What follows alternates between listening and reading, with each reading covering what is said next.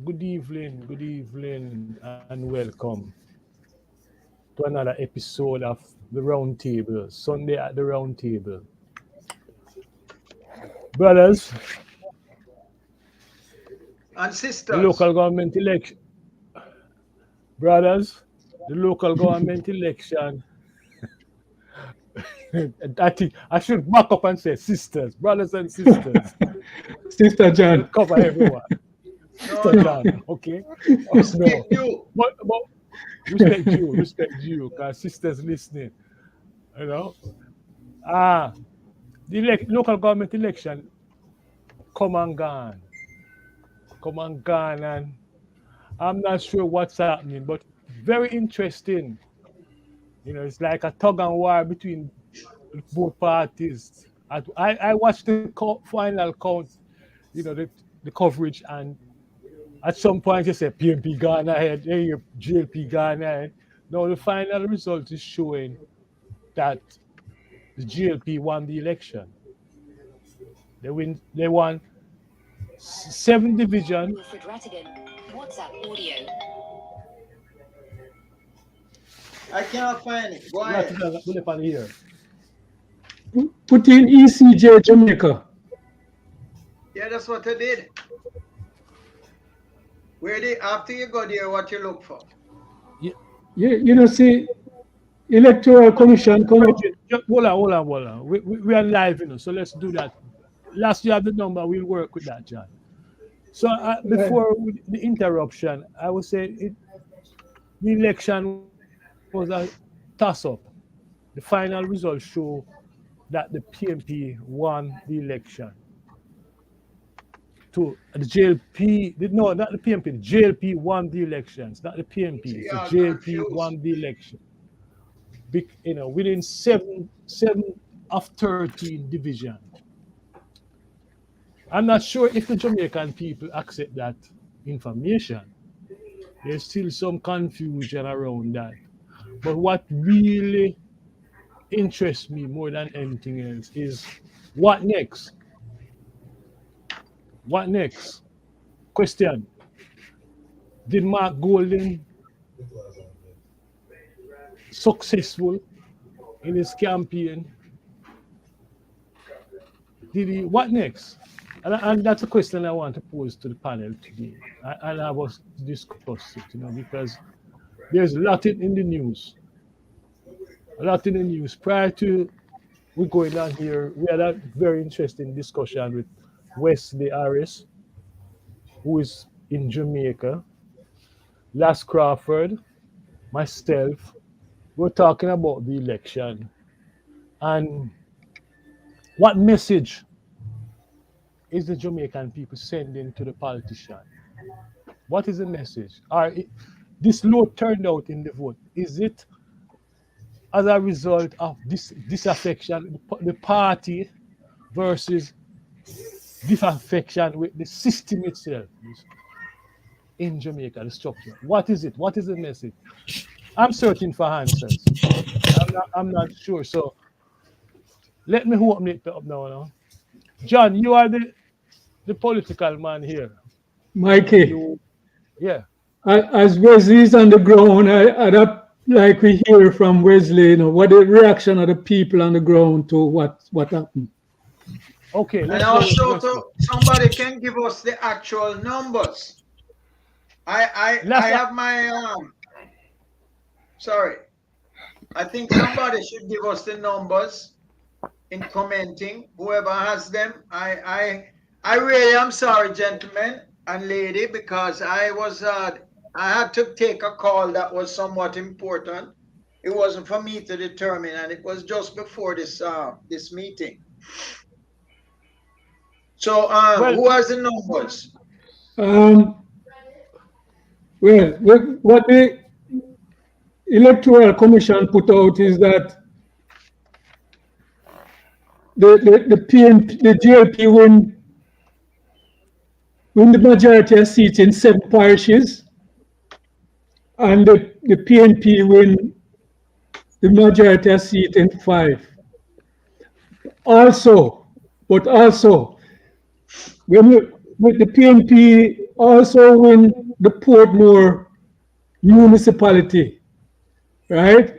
And because of the tie in Kingston and St. Andrew, and the PNP have the majority of the popular vote, they will elect the mayor of Kingston and St. Andrew. So in effect, the JP have 7, and in reality, the PNP have 7 also.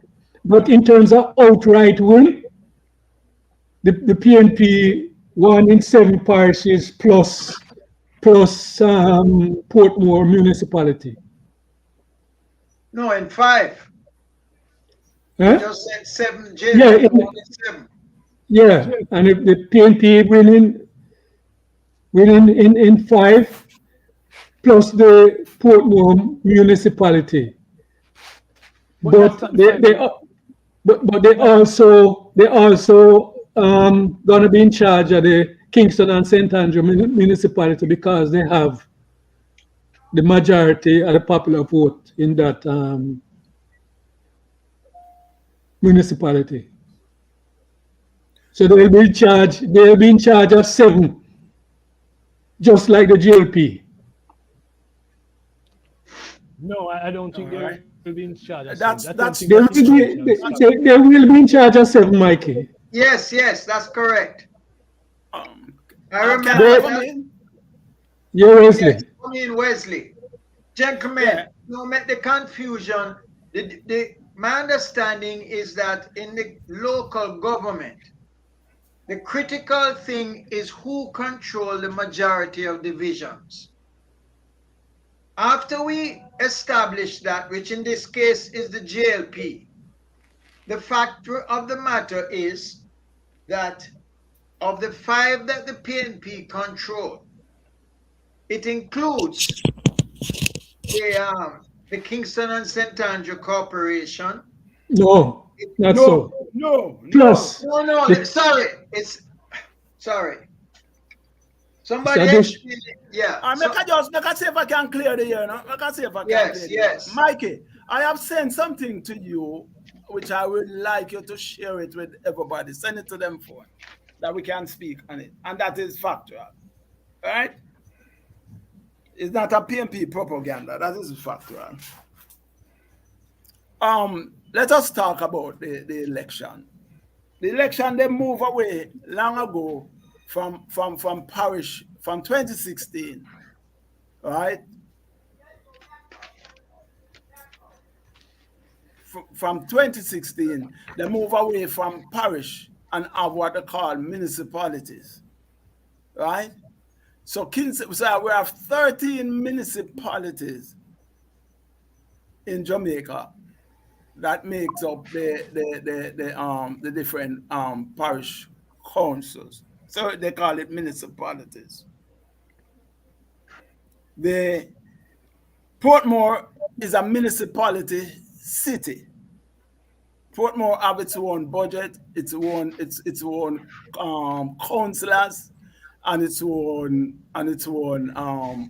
autonomy. That's Portmore, separated from everywhere else. That is the only one in Jamaica to date. Portmore is also a part of St. Catherine, the broader St. Catherine. If Portmore is listen carefully, Portmore is a part of the broader St. Catherine. St. Catherine have its own mayor. Portmore have its own mayor. If we're talking about municipalities, Portmore have its own mayor. So if we are talking about 13 municipalities in outside of Portmore, Kingston and St. Andrew join to be one municipality. Good. So if Kingston and St. Andrew join to be one municipality, then is one mayor you have. Right? Kingston and St. Andrew have a tie between the JLP and the PNP. In Kingston, you have six seats in Kingston. And it's The 3-3. PNP win 3 and the JLP won 3. In the broader St. Andrew, you have 17 and 17, that is what, 34, right? The PNP wins 17 out of that, and the PNP and the JLP won 17.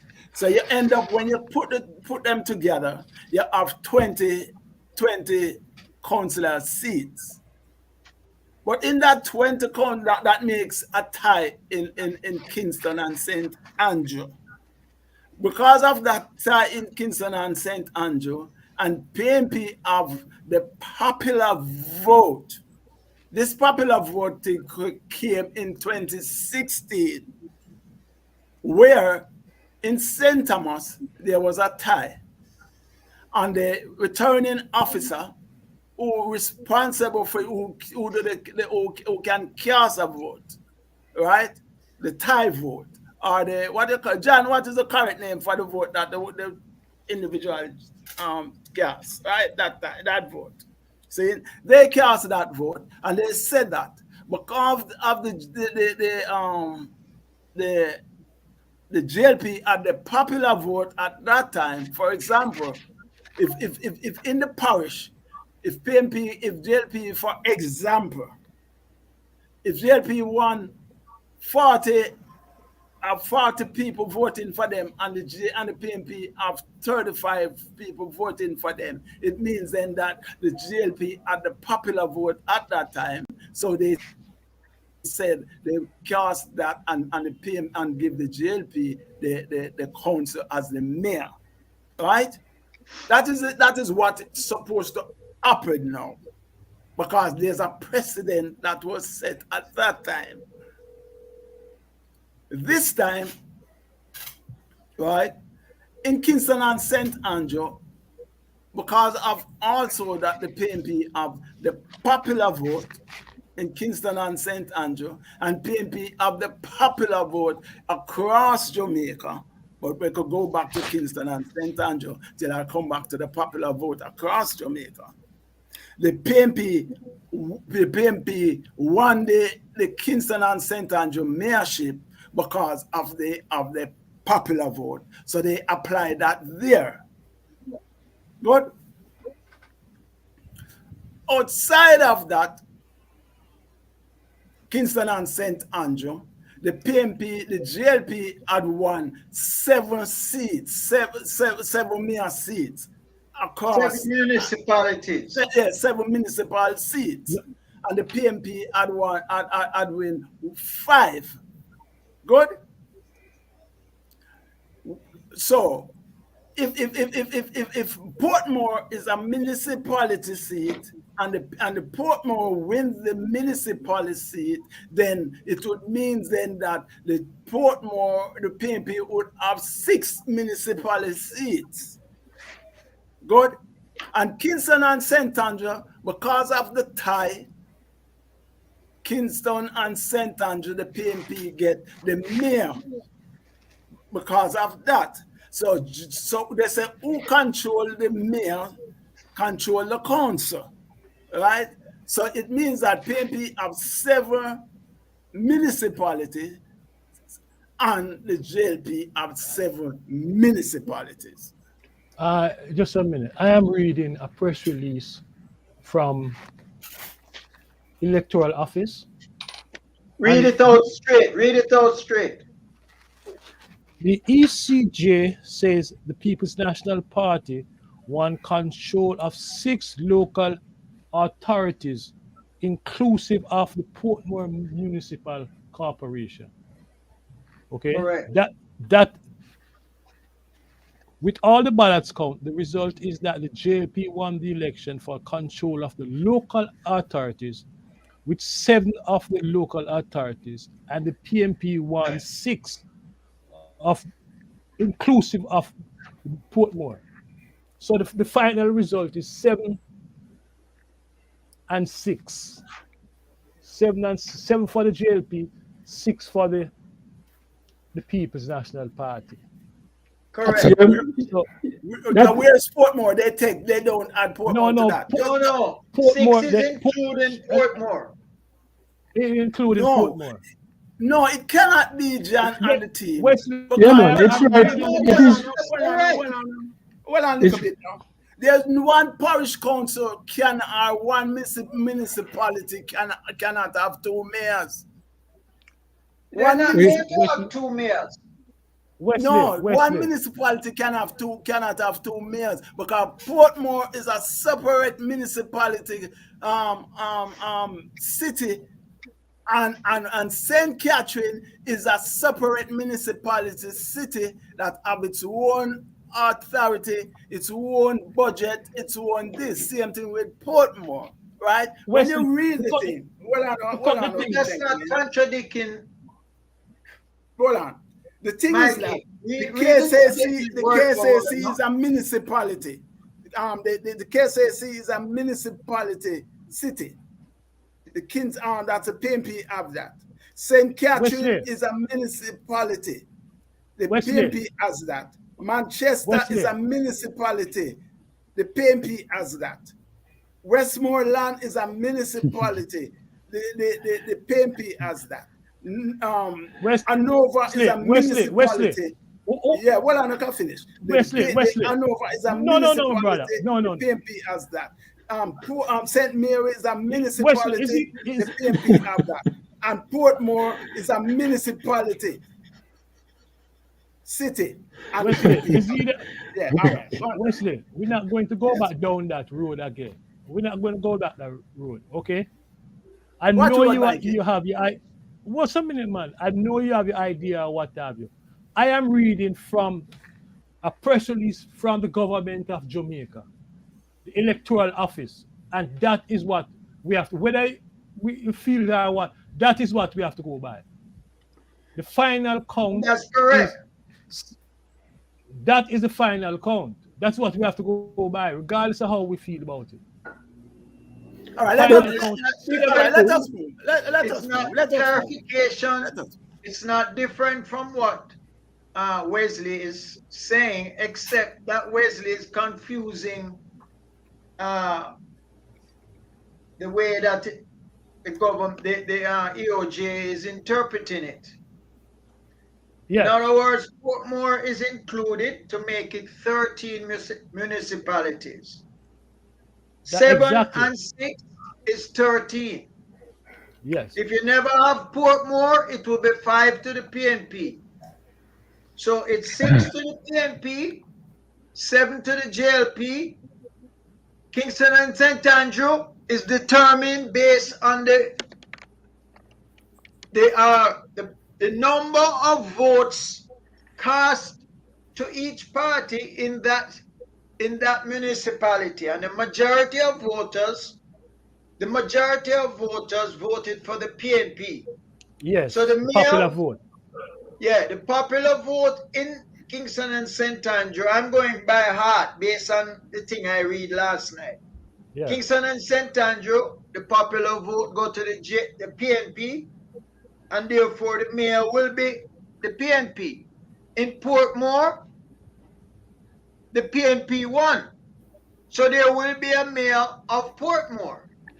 Because as you rightly said, it's an independent municipality. And then all of the others are listed based on what is said here. So that's the numbers. Talk about what does it mean? What are the implications? One thing, John, before we reach there, I think what concerned Wesley is that in the last press release that Mike read, they did not include Kingston and St. Andrew because they treat Kingston and St. Andrew as a tie, and they did not mention it in that release because they see it as a tie. They only talking about the municipalities that was won by the JLP and the PNP, right? So, but in reality, because the PNP will be in charge of the Kingston and St. Andrew municipality, and they will have the mayor. That is why we have to count it.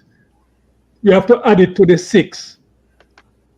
Right? Is it added to the 6 or is it included in the 6? It's not included in the 6. No, It it is add to the included. 6. No, If It's not. if you have 14, It's not included in the 6, Hold on, Mikey. gentlemen. Last, read it. I'm Read the telling thing, you lads. based on what I watched on television last night. My Let me understanding, read it. Let me read the final count thing. It Yes. says Jesus. the final count of ballots in all electoral divisions for the local government election was completed on Thursday, February 29th. That includes all ballots for the mayoral election for the municipality of Portmore. With all the ballots counted, the results indicate that the Jamaica Labour Party candidates have won the majority of seats in 7 parishes. That is one, they're talking about outright win, right? Have won the majority of seats in 7 parishes, right? While the People's National Party has won in 5. Continue. The Kingston and St. Andrew ended with the GLP winning 20 seats, GLP and the PNP winning 20 seats each. So there are 7 and there's 5 plus. When the local government no council, so make the American them stop chat shit. Local government no council, local government count by the number of councils. And PNP has 100 Hold on. Who is what? Who that? and have 95. Are the EOJ calling Wesley? Are the EOJ that? Yeah, Yeah, somebody who work with the government, in the EOJ. One of the bigger parties. So what we're saying, Hold on, let us finish.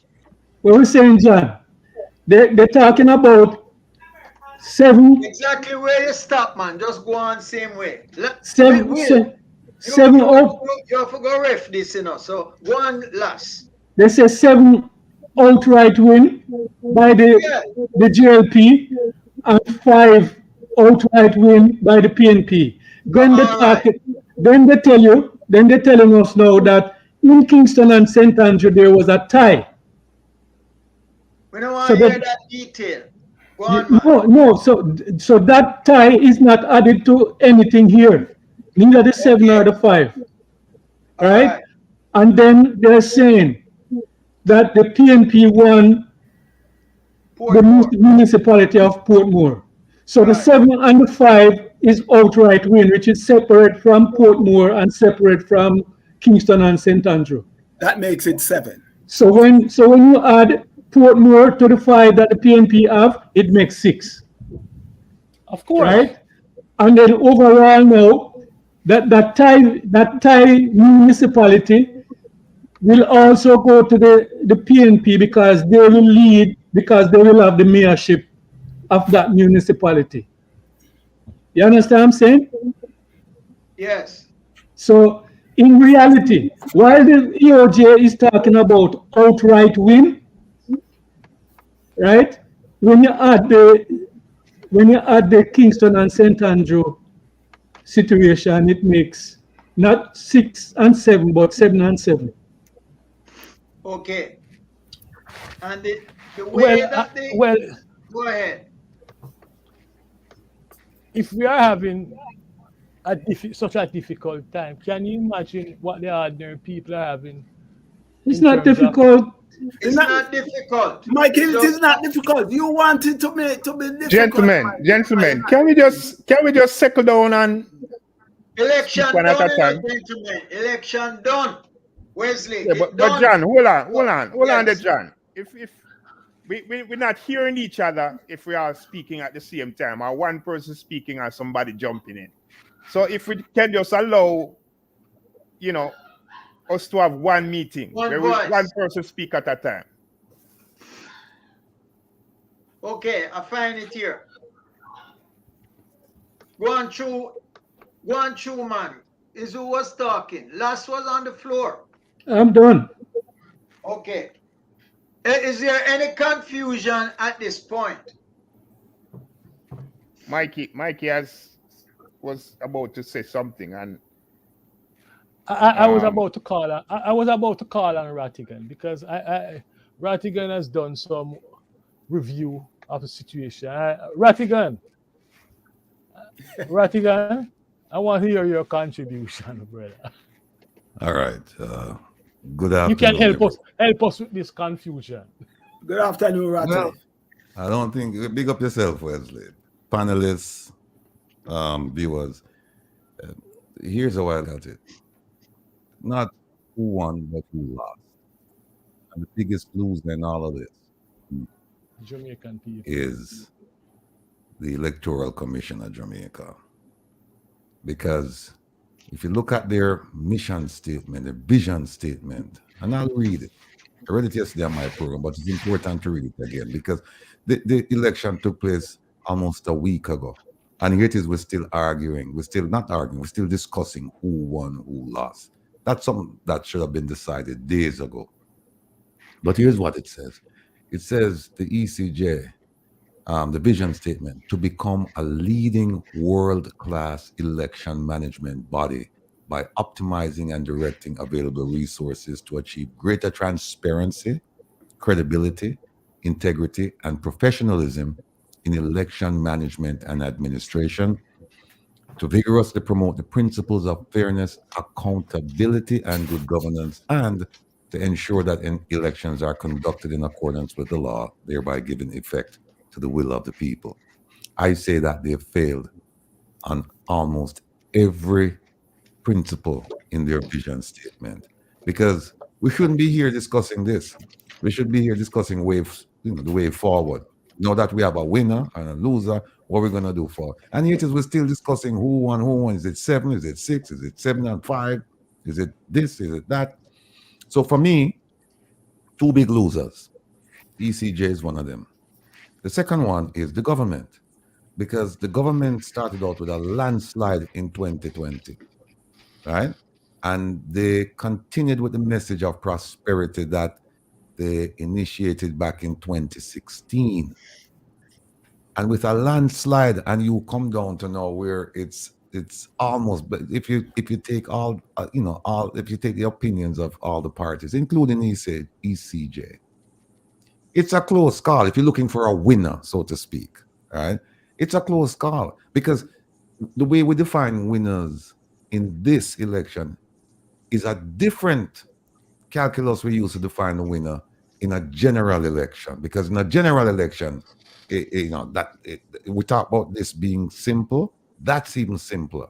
So for me, you have a message of prosperity that you initiated in 2016. You've been building on it, and you've been propagating the message. You followed it up with 2020 with a landslide victory, and here now in the local election, you're barely assuming that they won, and I don't know what that means, but assuming that they won by having more representatives, then to me, they are in for a rude awakening, and they better start thinking about the way forward. So that's my take on it. The way forward, a very interesting thing, because I think one of the feedback I heard was all focus now is on the general election that due in 2025. So assuming that is direction that they're going. But before, we need to look at the message. What message does this represent? The turnout is 29%. Is this an increase over the last local government election? Or are we seeing something here where the Jamaican people are just tired and tuned out of the electoral process in Jamaica? What message are it sending? What message? First, I'd like to say I hear the criticisms of the ECJ, but I don't buy those criticisms so much, because I think part of the confusion has been because of the parties themselves. Each party want to claim victory, and that has confused and the spins. Each party putting a spin on the ECJ's presentation, the ECJ's press releases, and the ECJ's calculations. Each of the parties putting a spin that is suitable to their own narrative that they want to spread. So I don't put a lot of blame on the ECJ. Both parties want the thing to look cloudy as to who win, right? To suit their own political positions. And we can't get away from that in this election. There's a general election looming, and each party want to present themselves in a favorable light. So notwithstanding the whatever criticisms we can level at the ECJ, I think the major source of confusion is that both parties want to claim the victory, right? And where two parties want to claim the same victory, they go and put different spin on it, and they go and create confusion. I think it is clear enough, the results, that most people can understand it. On the election itself, I did not see the election going any other way. As I think I mentioned it last week to the panel, that I don't see the PNP making up enough ground to have an overwhelming victory in this election. I told the panel that last week. And my reason for saying that was that I was trying to read the mood of the country based on what was happening and how I see the people reacting to a lot of things in the country. And I used the example last week of one of the major transgressions of this government in the last year or so was them giving themselves over 300% increase, right? That was a massive thing, and a lot of people talk and talk and talk. But what did the Jamaican people do? Absolutely nothing. A few people went out to demonstrate, like a few dozen people went out to try and demonstrate. It never lasted but a few hours, right? One day. And that was it. Nothing else that the government did. We had any kind of reaction from the Jamaican people that suggested that the Jamaican people had reached a limit with the Andrew Holness government, with their corruption and all the things, all the transgressions of the government. We never get the feeling that the people had reached the limit of their tolerance with the government. And until the people reach that kind of limit and not just talk, but demonstrate in practical ways that they don't want this government, we cannot expect to get any big, overwhelming election results against the present government. So I wasn't expecting anything much different. I think what's needed now is that the PNP and the GLP need to go back and look at what they're offering the Jamaican people. But the GLP is not my concern so much. The PNP is more my concern. They need to go back and look at what they're offering the Jamaican people as an alternative to Andrew Holness and the GLP government. Because the PNP cannot go away and say and blame the Jamaican people and say the Jamaican people not participating in the electoral process and blah, blah, blah. That the PNP can't go away and say that. the PNP have to examine themselves. They have to examine what they have out there offering the people. Is this enough? What else can we do to motivate the people to want to vote for the PNP? When you look at it, look at the statistics. Roughly 70% of the electorate did not participate in this election.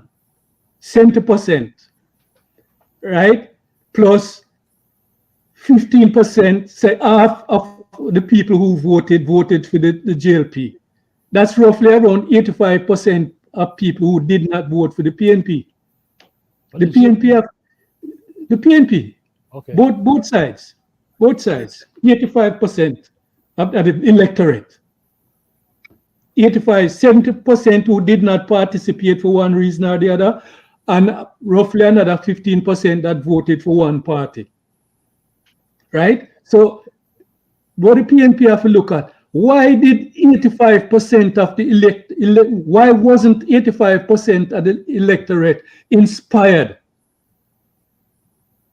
Right? Despite all the shortcomings, all the corruption, all the the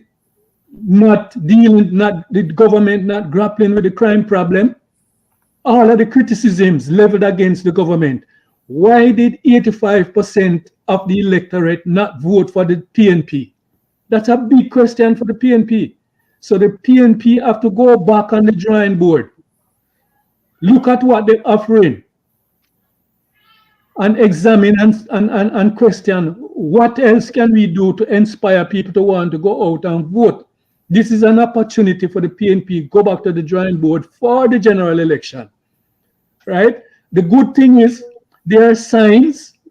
The good thing for the PNP is that there are signs that they have overcome some of their internal organization issues. It's not solved, but they have come a long way, right, in overcoming some of those organizational internal issues, right? And they are in a better position than they were probably a year or two ago.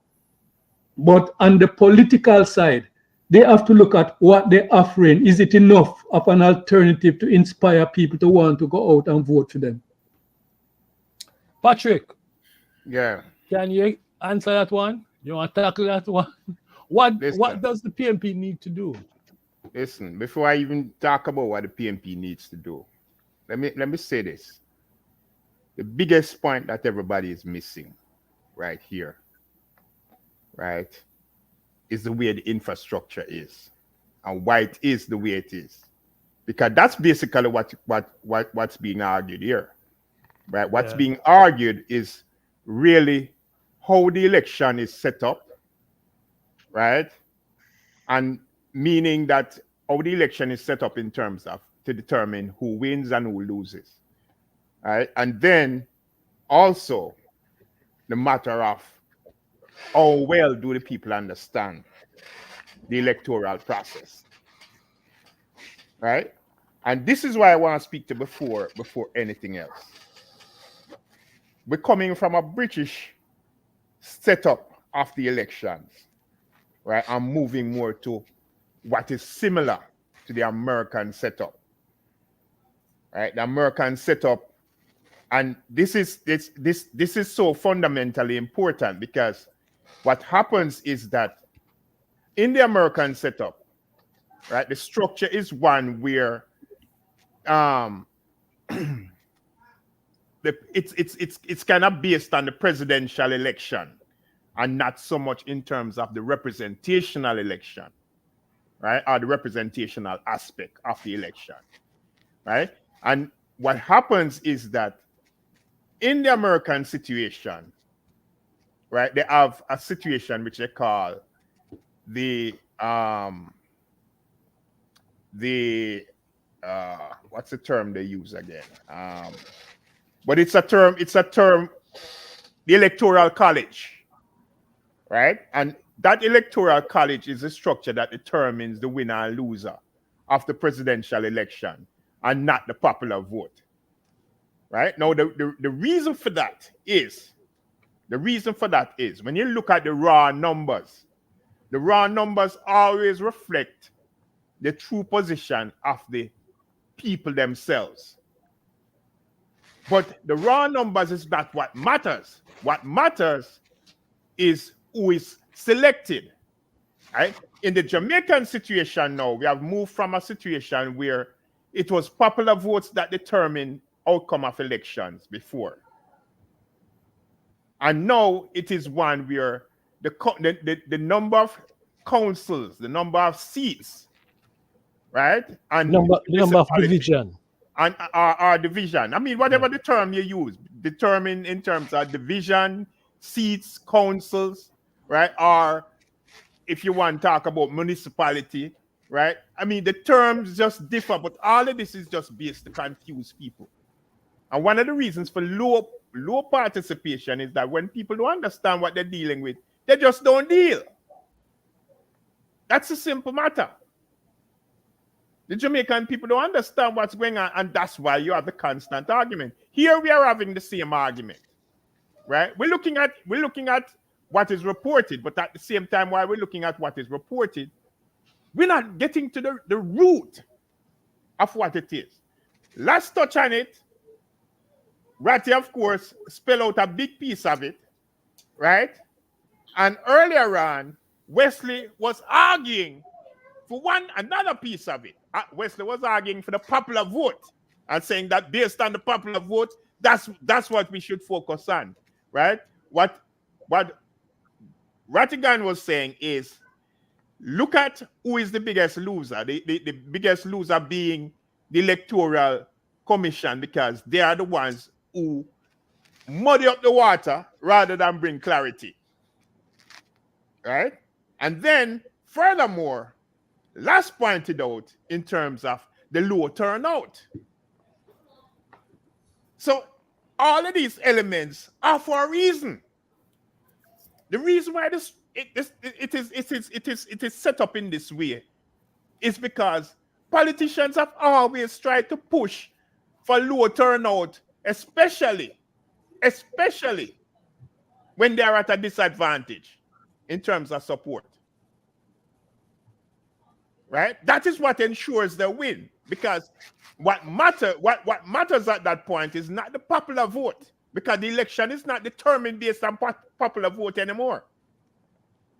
The election is determined based on the number of seats you have, our councils you have, our divisions you have, our municipalities you have, whatever the term, right? And that's what muddies up the water. Right? So until you can get some fairness and integrity to elections, you're not going to have clarity. Because the fairness and the integrity comes with allowing people to express, the maximum people to express, right, involvement in the electoral process, and then determine it based on that. It cannot be determined based on anything else, because politicians are careerists. They're going there in order to stay there. Right? No politician likes to lose. And it is not about the politician, it is about the people. Right? Why must we continue to have low turnout because people cannot participate in the electoral process, which is not only costly, right? A costly campaign, but it's also one which don't bring any clarity, right, to representation. Let's have some integrity to it. Here in the US, it's the same thing that's happening. Low turnout, right? Because what happens is that people understand that, listen, if I don't understand this thing and I know it's working, and I feel that it should be one man, one vote, right? And that is the numbers that should determine it. The popularity of the vote, right, is what should determine the outcome of elections. And that's why we see the same thing happens here. So why buy into a system which already is failing? That's the problem. Right? Because if you don't have integrity to begin with, You can't have integrity when it comes to representation. So that is why I have to say at this point. John, the turnout was. I just want to. Wait, John. John, the turnout was 29%. Does this represent a decline in our democracy, or should we be concerned? Well, that's the first point I was going to make, in that the local government election does not enjoy the same level of turnout like the general election. We cannot compare a number associated with the local as being a mirror of the people's attitude. So what we have to do is look at the normal turnout in a local government election. My understanding is the highest it has ever been is like in the 55%. I don't have the numbers in front of me. I really I'm not that prepared. But that happened only one time. The normal turnout in a local government election might be a little higher than 29, 30, 35. So you cannot use that. If we reflect on this reality, then we can understand why each party see themselves as the winner. Every man interpret the information because the reality is that the vote was close. So that's the first reality. To me, the biggest gainer is the People's National Party. By far. Why is that? Because you have to compare what happened the last time with what happened now. What happened the last time is that I would have to study the voters closer. But I believe that on this occasion, the PNP brought out their people. Whereas the JLP people did not come out as much as the PNP people turn out. So the points that were made about the internal division and so on. Secondly, people ask, why didn't more people vote? I believe the biggest single factor that impact the attitude to the government is corruption. In this particular local government election, and the two things is not just what them pay themselves, is also where the money gone. Where the money gone from the what is that report that put out the thing about spending and a lack of accountability in the government's expenditure. However, there can be little doubt that the biggest gain was the PNP, and the PNP have a momentum to go into the general election. If the purpose of the PNP is to win, which is usually the case,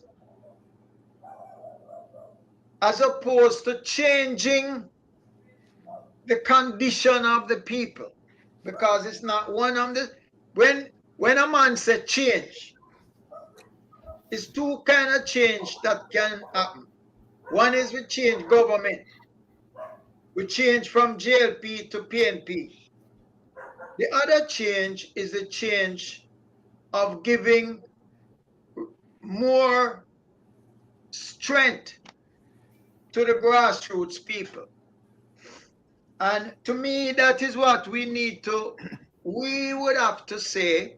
If I study the the local government, what do I notice? I notice that many of the things that Manley stood for, Michael Manley, the language, the terminologies, even the music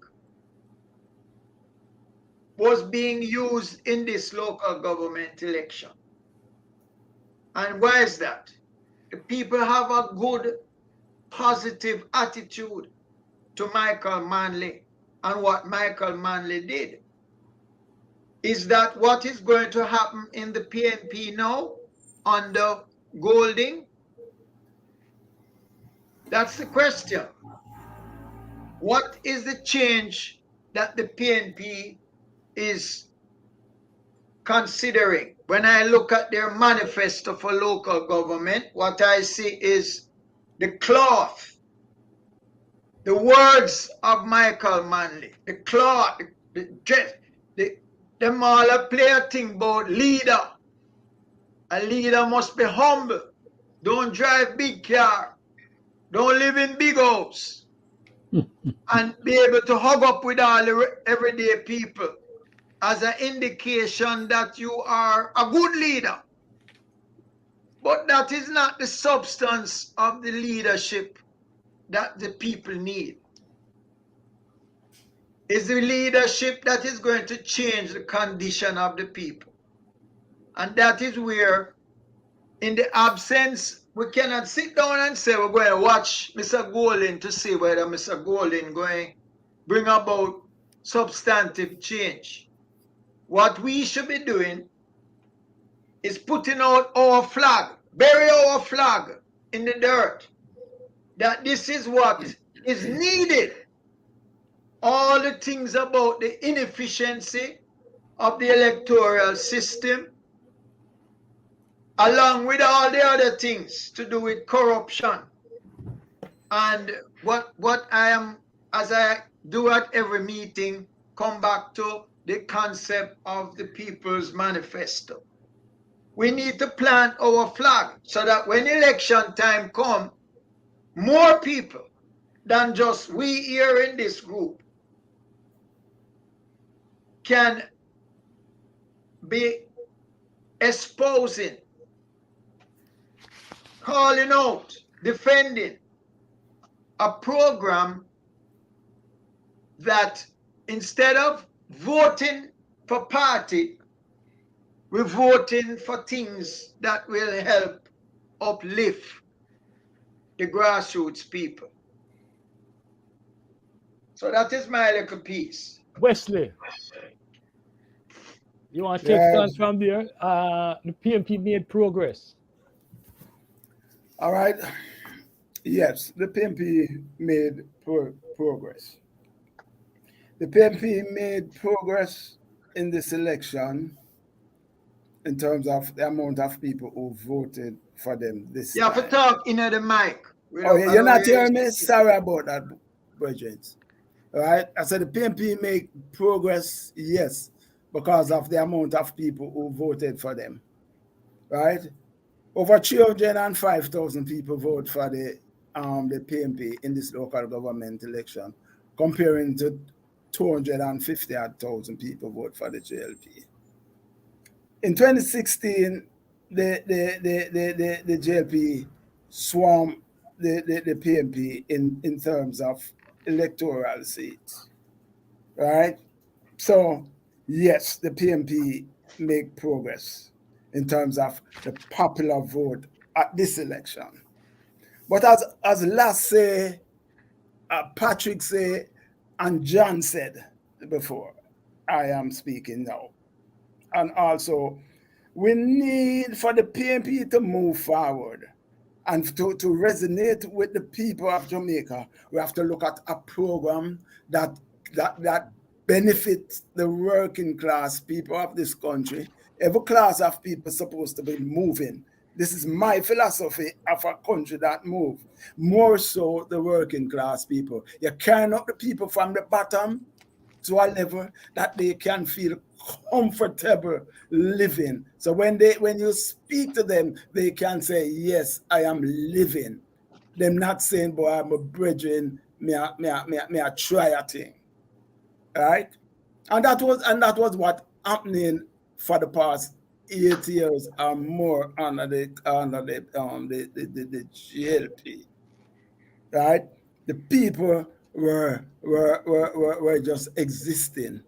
The majority of people were existing. For example, last week, Judd raised a point with me. Last week, I told you that the election is close, right? But I believe that the PNP can win last week because of the groundswell. I am on the ground. I am moving with people on the ground in different spaces, right? I am in construction. I'm still in construction, right? I go to the supermarket. Sometimes I take the bus. I go to parent-teacher meetings, and I go in different organizational groups that you're the talking and the grumbling, and you listen to the talk shows. And when you Plus, start, you have an EOJ member in the house. Plus, you have a member of the EOJ in the background there. You can't be. You have to be careful. I don't understand that. I say, along with all of those connections you have, you also have a representative of the Electoral Commission living in your house. What have I done, Because I want to make this thing a broad-based thing, so I have a couple people listening on to us. So sometimes you may hear somebody say something, right? No, I just pulling the leg and not a complaint. All right? So we want our thing to grow. I want the people to listen to us, except us, right? So until, for example, make a look at something. When PNP was in power, right? You have a thing that you call that you have contractors. I'm gonna use where I am. Contractors. You have like A, B, C. Go up to A, like about 5 grades of contractors. And you get and the contractors could tender and contracts at different grades depending on the amount of money you have in the bank or the amount of resources that you can muster and the amount of technical persons and so forth and go up, right? So the ones that who have more engineers, more architects, more quantity surveyor, they see them as bigger contractors, like the Matalans, right? Like Wicant. They are big contractor. We just use that one as one, and then write them there, right? People would have to pay to the contract committee to be a member of the contract committee, like me, who have a grade 2 contract, which would be a B grade contractor, right? You have to pay over $100,000 for a membership fee, but without giving you anything, and everybody have to pay it down the line. Since the GLP comes in, there's no contract that comes out that contractor like me, in which is grade 2 contractors, right, can tender openly, go to the ministry where the contracts are and give and can get contract forms and tender on it, right, and it become competitive. All contracts give out as A-grade contractors, and the only A-grade contractors, even the big A-grade contractors down here, is not getting any work. All contracts come down with the Chinese, right? The Chinese are the one who are getting all the contracts. The Chinese carry down their labor, manual labor, who mix the cement and who push the wheelbarrow. The Chinese have that.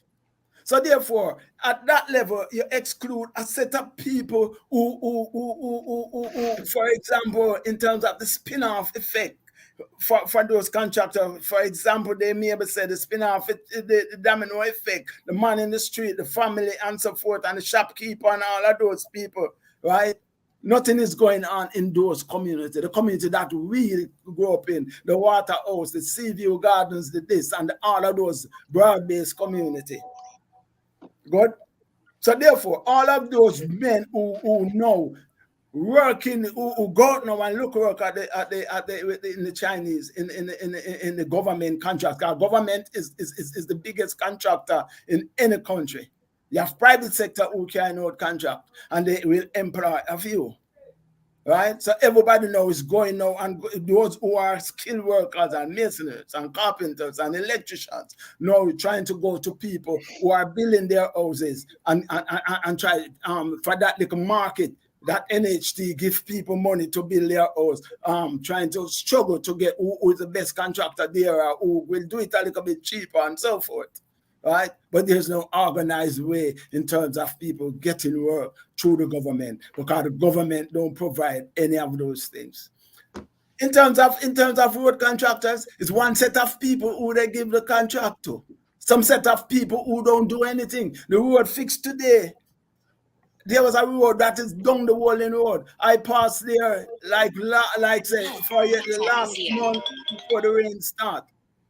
The rain starting in September going, and by October all the roads were mashed up again. November the roads were mashed up because they don't fix the road properly. They give their friend the work. They give their friend the work because what they do is to pull a pothole, they dig out the mall and throw the mall in it without consolidating the mall, dry mall. And 2 days' time, they leave it for about 2 days for the cars and trucks and buses to compact it. While you want those roads to wet properly and put some cement in it, what you call stabilized mall, to ensure that the compaction is well, and it is well, and it should be about 2 inches deep. So far, so when you come now, you would put asphalt in that, and you would saturate the walls with the asphalted chemicals or the black oil that we call black oil that can help to bind it. What they do, they just throw some black oil around the edge of it, and the migger is don't nothing in the migger. So by the rains fall, by the car will come on it, and they use half inch of asphalt in it. So right? the point you're making, Wesley, is what? What the point you're making? I'm going to why is it what the PNP need to do? Why is it that the GLP last? Because they have the money, they have the thing, and the thing is that one set of people benefiting, and the working class and some of the middle class people not getting. That's what I'm making, and that is the class that make up the population, most of them, and that is the class that vote. Working class, the peasantry, and the middle class. Those are the people who vote in any election. The upper class don't vote. They piggyback on these people, right? So in terms of the hospitals, when you go into the hospitals, what happens if I want an MRI to be done? Right? What they do, they contract, they buy some machines and they give it to their friends in somewhere in New Kingston or somewhere in Crossroads. And then when I go to KPH, or any sick person go to KPH and they need an MRI, they have to leave KPH, go to that place, right, and to do an MRI. An MRI is like 80,000 Jamaican dollars.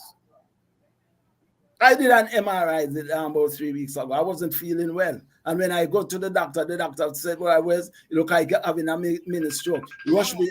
I went to the one area. Good thing I have health insurance, right? The health insurance that I have good health insurance. And therefore, I spend over 300,000 in one night to do all of those things. Right? Wesley, the question I ask is somebody radio. The question I ask is whether or not the PNP made progress. And I said yes. I said yes. And I am expounding in terms of you want to go the way forward. And if you don't look at what happened, you can't go the way forward, Mikey. Okay. Right? And the way forward, I am just looking at the ills of what happened and why the people vote against the JLP, and the JLP was in government, is in government, and the JLP have all the money. Good? And the big robberies that take place at Petrojam, at the Ministry of Education, and all over the place.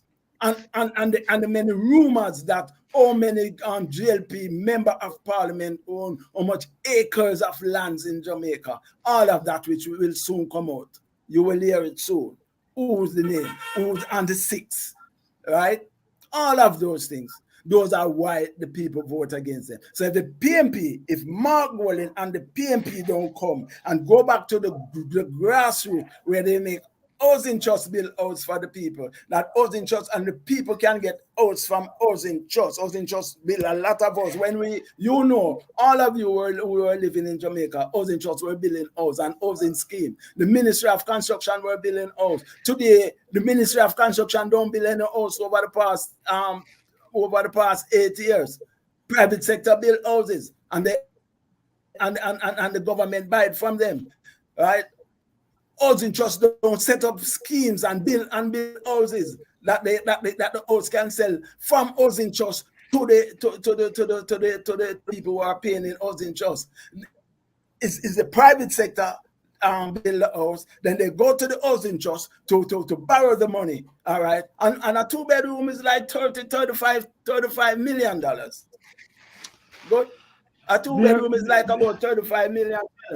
So therefore, if Mark Golding don't come and deal with something efficiently, if Mark Golding don't come and deal with the ills that is happening to the Jamaican people in terms of giving them houses, in terms of giving them good roads, in terms of when they go to the hospitals, they can get good things. If Mark Golding don't look at the school system where the teachers have to have 60 students in class and 70 students in a class, which that is not good for one teacher, right?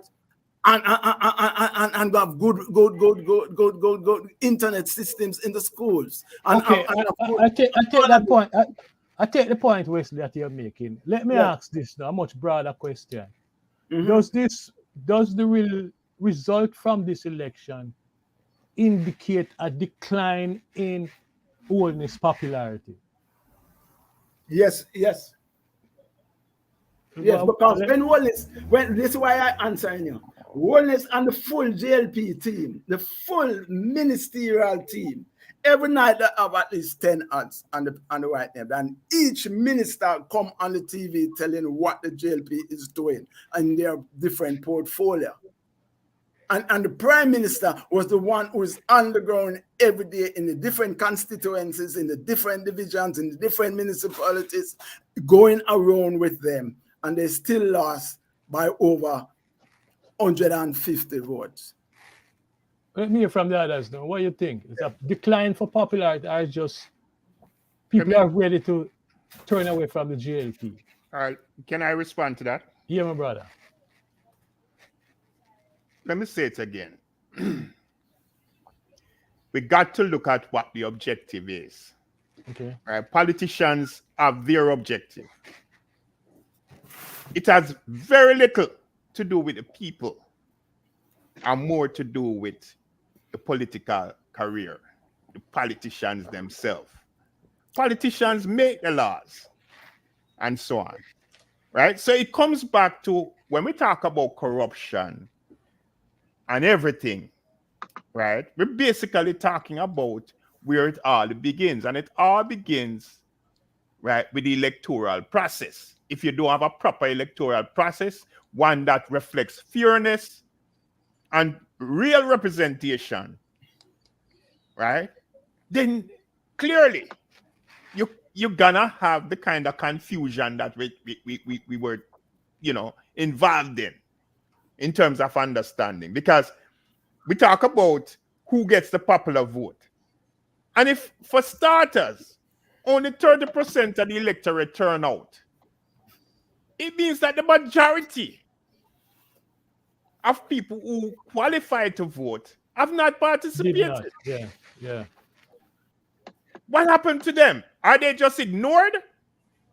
Is that where it stops? because that's what it's set up to do, right? And then what they do now is fight amongst the ones who actually go out and vote. And out of the ones who actually go out and vote, then, the PNP get a majority out of that, and the PNP fight to preserve that majority and to become the government, right? And the GLP, who get the smaller percentage of that voted group, right, fight to retain office or fight to retain control based on that. So again, the people's agenda is not addressed, is not dealt with and anything like that, right? And the process continues. And that's why it goes back to what Will said earlier, right, in terms of the biggest loser being the Electoral Commission, right? Because the Electoral Commission is really just an arm of the government. They are the ones who set it up. There was a rule in politics. One of the first rules I've learned from politics is protect yourself. An incumbent government not supposed to lose the election because they control the machinery, right? So you gotta look at where the process starts, right? And at the same time, the PNP does not do enough, right, to really get themselves there, because basically when they're in office, they do pretty much the same thing. That's why people say it's hardly a difference between the two, right? If there's a difference, they need to demonstrate that. They need to demonstrate that if there's a difference, right? This is where education matters, right? People need to understand the electoral process in its fullness and understand their role and responsibility in this process, right? You can't have the government willy-nilly do what they want, right, in order to structure the thing to preserve their career, because that's what it is about. That's why they fight so hard for massive wage increases and all kinds of things. They always fight for greater control because they make the laws, right? So right here, there's no victory as far as I'm concerned, right, for the people, because that's the important thing. Where's the victory for the people? Without a victory, there's no moving forward. A small group cannot move the country forward. It requires everyone's involvement. A question. Hold on, let me ask something. I'm just so based on what Patrick is saying, Ratigan, it would be up your street, and your expectation would be that the People's National Party start some investigation in terms of those municipalities that they control. Because that is one of the cry coming out of this thing. I heard the gentleman is going to be mayor for Kingston and St. Andrew saying that, listen, investigation have to take place. They're going to do that, auditing. That is something that the People's National Party should be looking at, eh? Of course, you always have to factor that in, because especially given the level of corruption that's been going on. Of course, you're going to have some investigation. How widespread it will be, I don't know. I don't know if they have the resources to do it. But let me just go back to a point that I made previously, and that is the Electoral Commission. They're one of the biggest losers, and I maintain it, because they're the ones who manage elections. And so in terms of efficiency, decisiveness, and accuracy, they're the ones who are supposed to provide those results shortly after the election. We shouldn't be discussing this 6 days later as to who won, who lost. And if you recall, and Patrick mentioned it, they muddied the water, because they're supposed to just come out and just give the numbers and let the parties decide what they're going to do. But they didn't do that. They gave piecemeal numbers. They gave some numbers, and then some numbers were corrected, and then they moved some ballots to be counted elsewhere. And it doesn't pass the smell test. Then what we have to also do is look at voter apathy. And I think we started going down that path. Patrick started discussing it and Wesley as well last. I had a group of young people on my program yesterday. People who are eligible to vote. They're in university or they graduate and they're working. And it was amazing because they said that their colleagues, their friends, they have no interest in politics. You know why? They're fed up of the two-party political system. They're saying that it's not benefiting us. We don't see where there's a benefit to voting. And I'm trying to convince them that you are the future and elections have consequences. And so you have to get involved. The ones on the program, they're involved, but they're telling me that, look, our colleagues, they're not interested. And so the question is, because they make up a great portion of the voters in Jamaica, young people.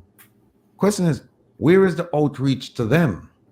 Like one young man told me, he said, look, we can't buy an NHT house. We can't get an NHT house because an NHT house is based on how long you've been paying into the system. And so most of the houses being allocated, they're allocated to people in their 40s and 50s and so on and so forth. You don't see a 20-something-year-old person that get an NHT house. So I'm saying it's increasingly difficult for us to even put a roof over our head. I'm saying we don't see a future. And if truth be told, most of them, if you open the gates of Jamaica and say, okay, you can go wherever you want to go, them gone. Them not staying. Right now, I have a teacher who write to me right now and ask for a loan. She came on the program yesterday and she mentioned a very startling fact. She said a lot of the teachers suffer from diabetes because of poor diet. They can't feed themselves properly. Right? And so it's manifesting itself in the teachers, but also the students. Because as you know, hungry students can't learn. So I think if I had to advise the PNP and the JLP, I would say to them, look, you have neglected a significant portion of the population, young people, because they don't, it's very clear and it's very simple. They don't see a future for themselves in Jamaica.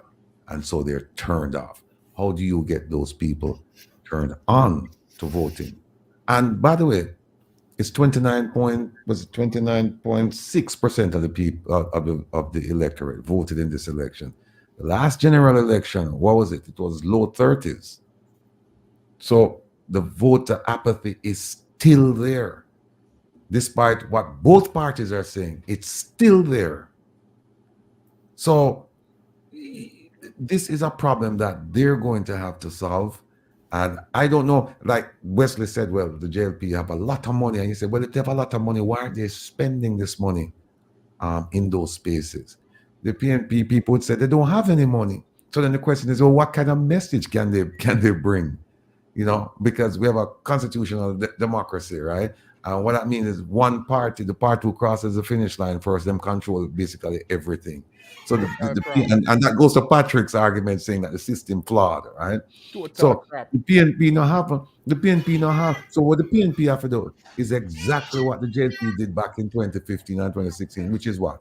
Promises. You have to promise. You have to say, we're going to do this, we're going to do that. And then the question is, how are you going to do these things? You can't promise them everything. Anything, everything. But how are you going to fulfill those promises? And we see now where this government has failed to fulfill its promises. And the major cause of that, corruption. 1.7 trillion unaccounted for, plus billions that the Auditor General just reported a couple weeks ago. Corruption. That's why it's not reaching out to the people, and that's why the message is not being hearkened to. People turned off. Las, you want to say something?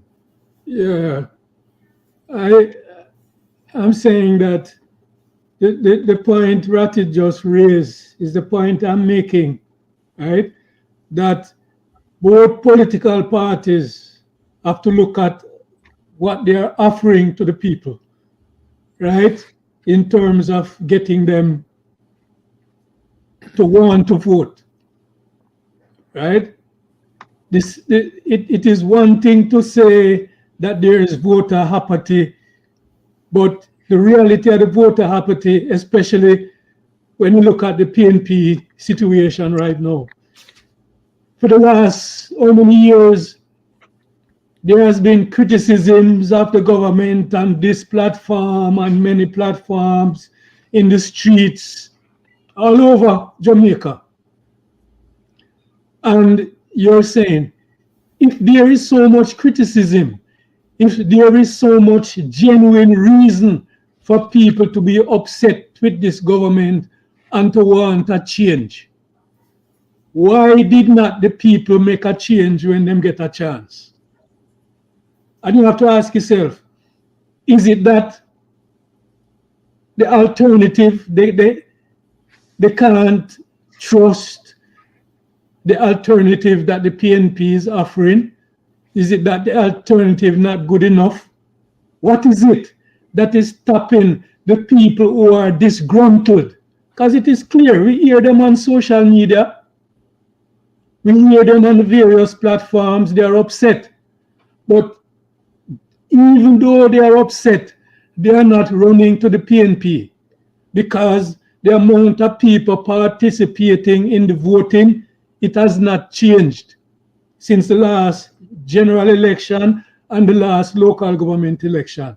Something is wrong in what is being offered to the people, right? There's not enough there to stimulate WhatsApp audio.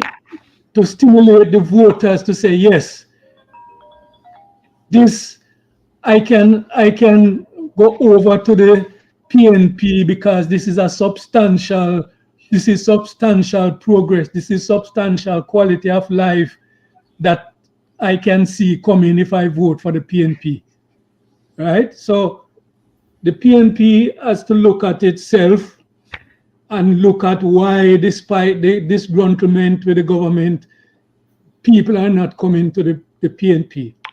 And we need to look at who are the people voting. If it's only around, say, 30% of people voting in elections, who are these people? Why are they voting? My feeling is that the people who are continuing to vote are the die-hard party people on both sides, and the ones who and benefit.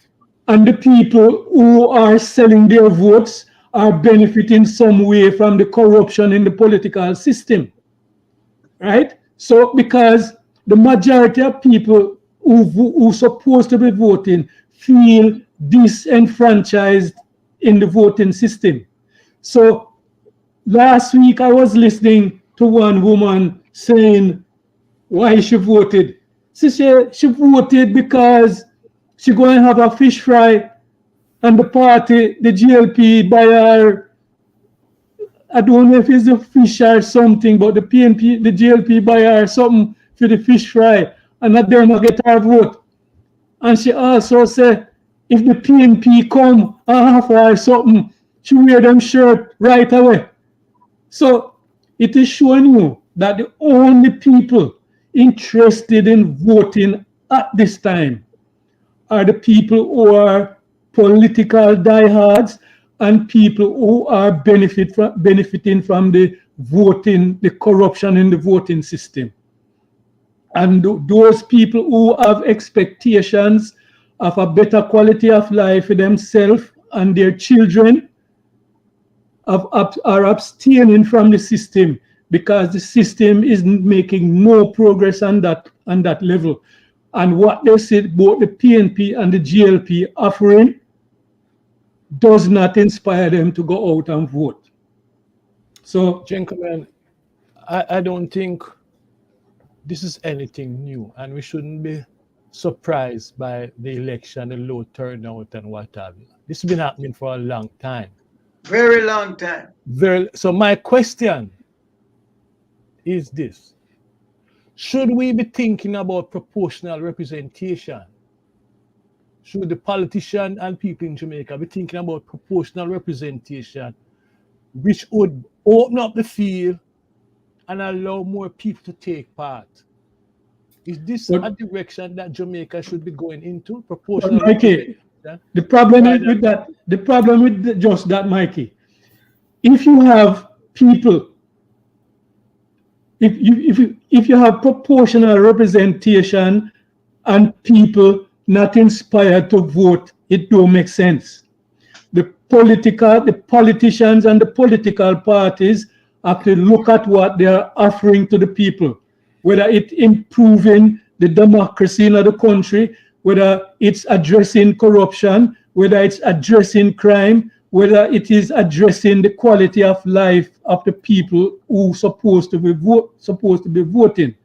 Proportional representation works when people participate in the system.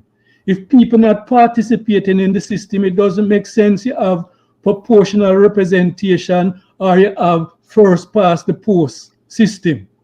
The parties have to come up with programs that inspire the people to vote and to participate and to feel like them have a part to play in the system. Question. Let me open it up to the others. If I can just mention two things, Mikey. I just want, before you talk, Patrick, I just want ask Mikey a question. Or Mikey need to expound on something. Mikey, where we may know what is proportional representation, we're speaking to a broader set of people. What is proportional representation? It means that a number of parties take part in the election and division, the seats are allocated on the outcome of the election. So if you have 5 parties taking place, and let's say party number 1 get the most vote,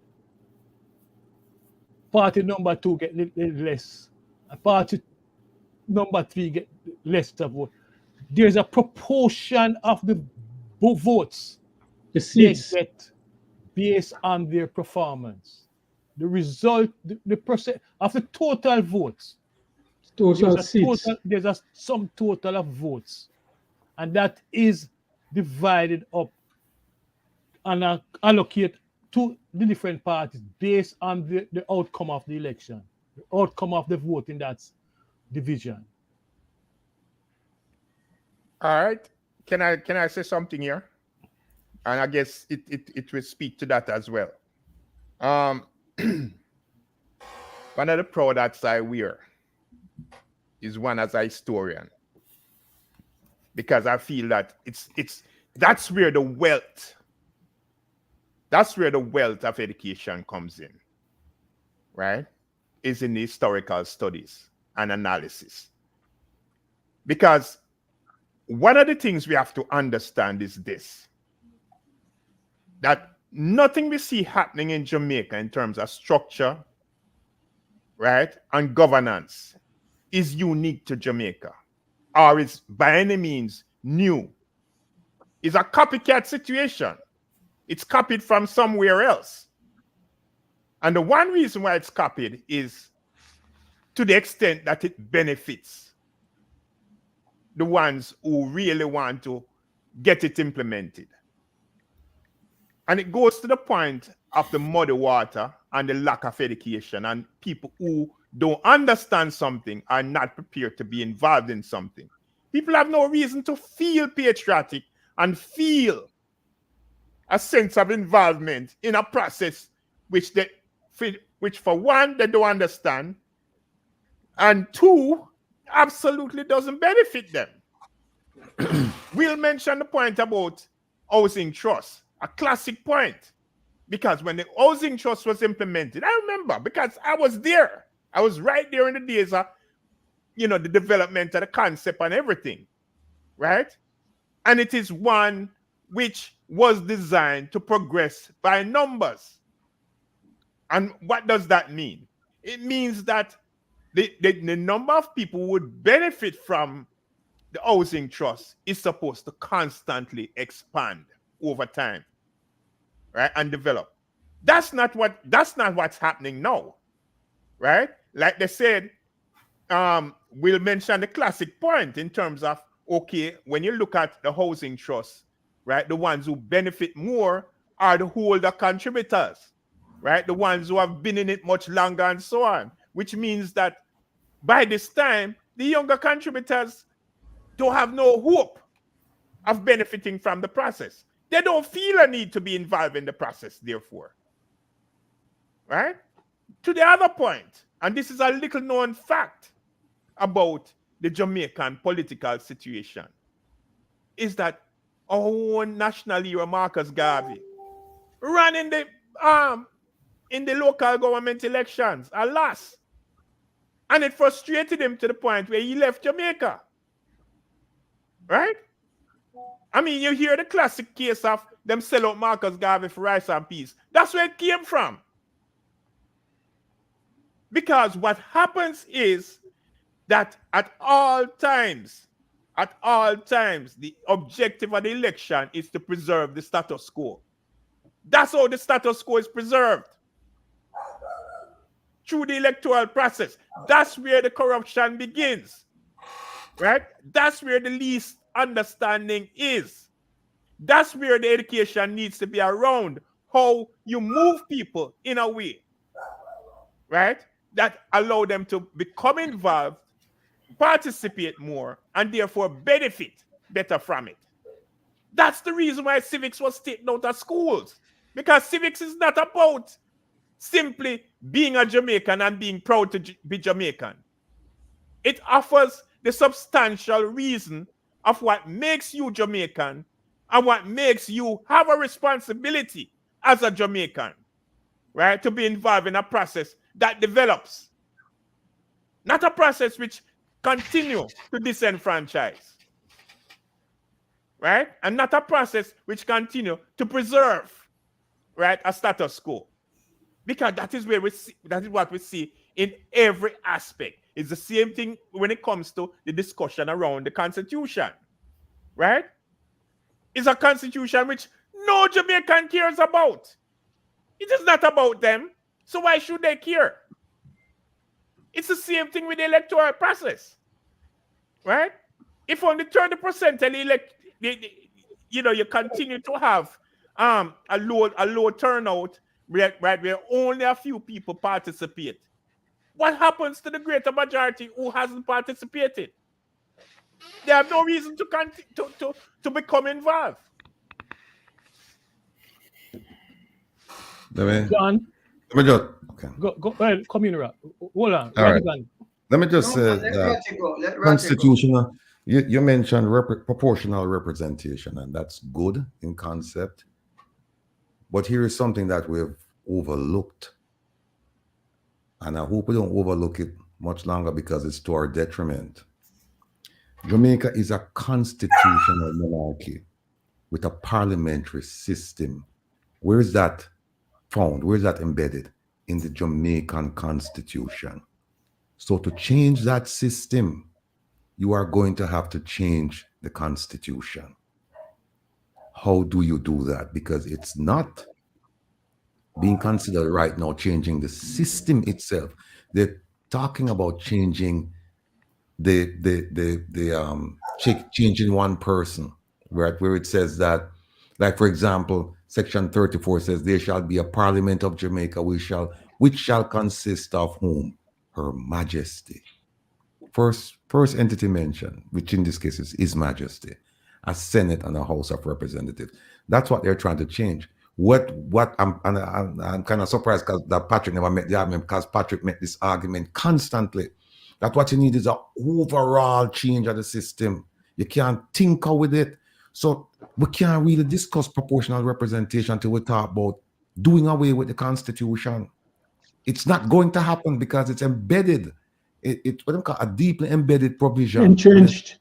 Thank you. Entrenched.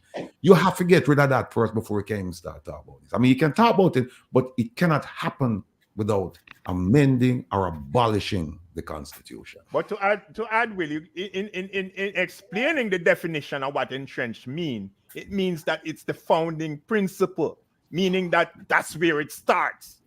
Everything must emanate from that. Correct. John, what is your take on proportional representation? From what I've Well, seen, I'm glad to here's see. something, bro. From what I've Yes. seen, it seems as if proportional representation increase participation, doesn't it? Is not something that we should be looking at because we Yeah, have the but I problem of agree. low turnout, low participation. Yeah, but I agree with Rattigan, and I agree with Patrick, Patrick. Technically, if we take one piece of our voter system, proportional representation, and not look at it as an overall, this is an aspect of the Jamaican political system that we need to change. So along with proportional representation, we can have the right to recall. Along with proportional representation, we can, and the right to recall, we can have the principle of accountability, where an MP or a councillor must have some minimum standards while they are in office. My point is that those changes, along with other changes, why would people get involved in an electoral system if they feel that the country is corrupt? Why would they get involved with changing the electoral system if they feel that they can't buy food, or they can't send their children to school, or crime is such that it's demoralizing voters from turning out? So the whole picture requires a transformation. So to that extent, I agree. And how do we move from here to that type of vision? Are we going to sit down and talk on Sunday evening, every Sunday between 3 o'clock and 5 o'clock? Because my job won't tire. I think that we require something practical to say, these are the things. We cannot determine what every detail is, but we have enough concept, we have enough history, we have enough understanding that we can put out our flag and say, these are the things that will help Jamaica move from point A to point B. It's more, if the PNP want to do it, praise be to them. What is going to happen is that the PNP is going to come in the next election, if they do what they're doing now, if they don't change anything. They're running with the tide. But the people are not going to turn out in thousands to vote, because they don't, just all the points that Ratty is making about the youth who can't get a house to buy. Yesterday, I was talking to a young lady from Jamaica who gave me that same example. So the question is, how do we go from where we are to activate, to agitate, to put forward something that can be understood and embraced? And I don't want to call out the name because I'm tired to call out the name. And I don't see any other shortcut. I don't see a shortcut. I don't know that there are any other steps we can take. And the truth is, it requires people to embrace these changes in order for any party, whether it's the PNP, even if they might be the more likely party to embrace some of these things, it requires that these things are embraced by the people. When you read in the manifesto of the PNP, participatory committee, participatory parent teachers association, or trade union delegation, or whatever. The word participatory is a good word. We would embrace. Means something different. Eh? It means something different to them. I hear the view, and if a PNP activist, if let's say a PNP activist was here today, that person would say there are changes coming, and that person would base that remark on what the PNP did with Dennis Meadows. Golden remove him from representing the People's National Party because of the statement that he made. And it's the first time you have really seen such an action taken by the leader of a party. So there is change coming, and we should be patient. PJ and the Iran sugar deal. PJ and the Iran sugar deal. Yes, I remember that one. It's not historic. It's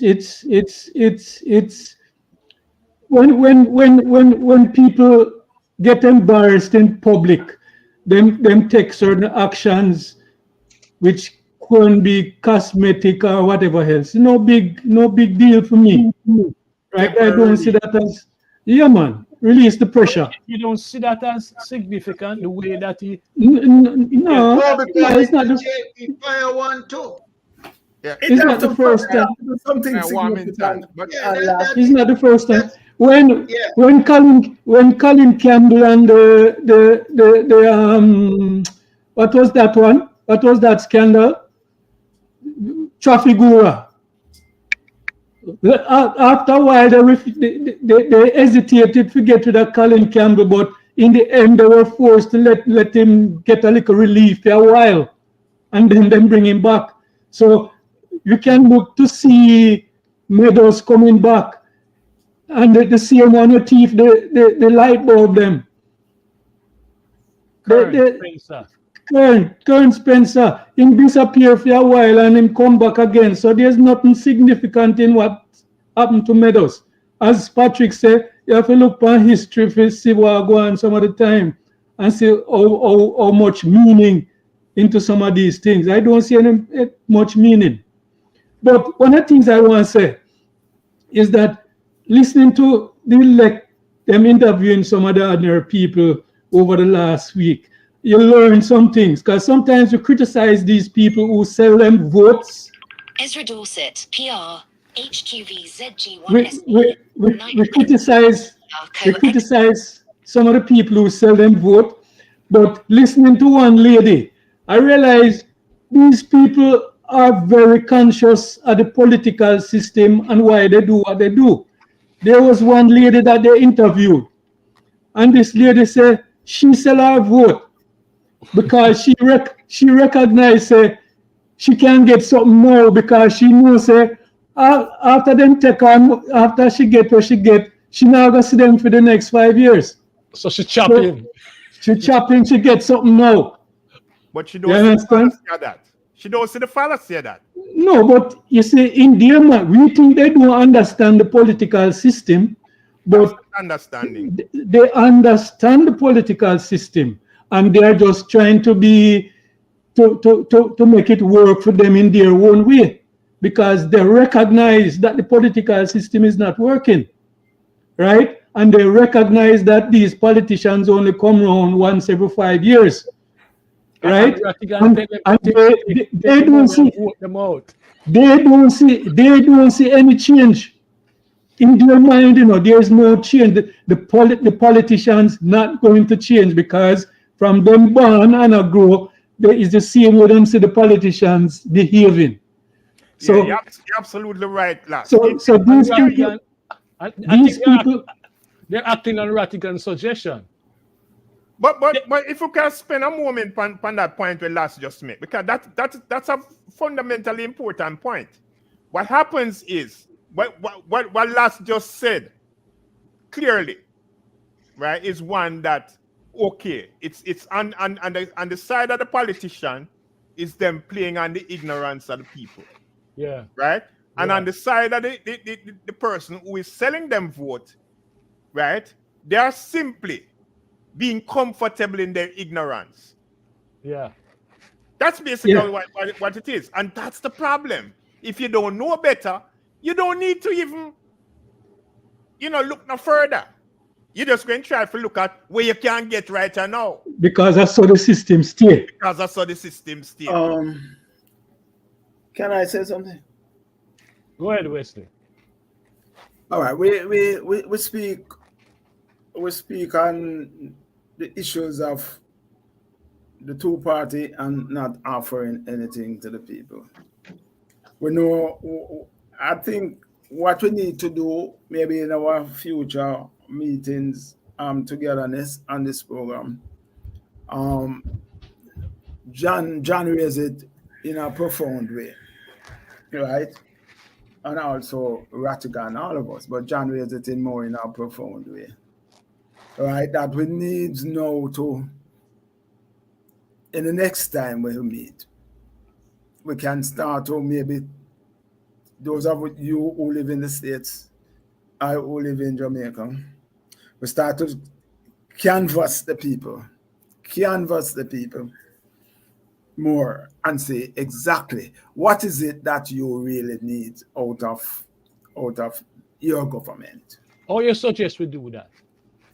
We said those that you ask you have a lot of people, Mike in Waterhouse, that you can canvass by phone and talk with them same way.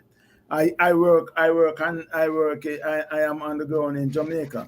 John still have contact. Everybody on the program there have contact in Jamaica, right? So, we can open up a mailing system where we ask people to send in terms of what they think and the changes that they want, and then we can discuss it. As John say, we can start plant our flag, and by planting our flag, then we can start to say to the government, by within the next 6 months, we from this end can put forward maybe a document say this is it that we from this end believe that you need to deal with, and if you don't deal with that when you're going to the election, this is what we want to hear you talk. Because as I am saying, I'm gonna use another example, right? I went in the hospital 2 weeks ago because I was feeling very sick. I had some projects and I was just working right through the nights and just not sleeping. When I felt a particular way, I went to the doctor. According to the doctor, she felt that I was getting a mini strokes. Good. If I had went to the KPH, right, I would be in the KPH for more than 24 or maybe 2 days before I get back my results. Within 8 hours. Going into a private hospital, medical association, I was able to do MRI, I was able to do all the heart tests, I was able to do kidney tests, all of that. I was saying to you, and if I didn't have good health plan, all of that come out over $300,000, and because I have good health plan, right? These are the things. When you go into the hospital, people want to come out the hospital, and I went there at 8 o'clock. And by 4 o'clock in the morning, I have all the results. And the doctor was saying to me, Wesley, nothing is wrong with you. You need some rest. You follow me? So a person, that is what we need. Those are things that people need, that when they come out in the hospitals are the good places. So we need to find out from people, right? What is it that they definitely need a government for, and what a government to do, and then we can get that and collate it, and then we can come up with a position paper from this movement. The manifesto. And say, yes, that is my position. So we need to look at something like that. That's the manifesto, because here's the thing. It's interesting what you said, Wesley, because here's what happened. Is a ton of lessons I draw just out of what you just said, right? Because even in terms of the practice of the medical system in Jamaica, it's a reactive one. It's a reactionary one, actually, right? Because people have to get sick and go to the doctor, which people will get sick and go to the doctor. Because what happens is that people are not educated around living life in a proactive way, living life in a healthy way, which prevent certain illnesses. Right? That is the problem. The problem is that, again, to start with the earlier point, right? And the question where Mike asked in terms of how we can do that. We have a clear example right here. That's how Rattigan Show developed.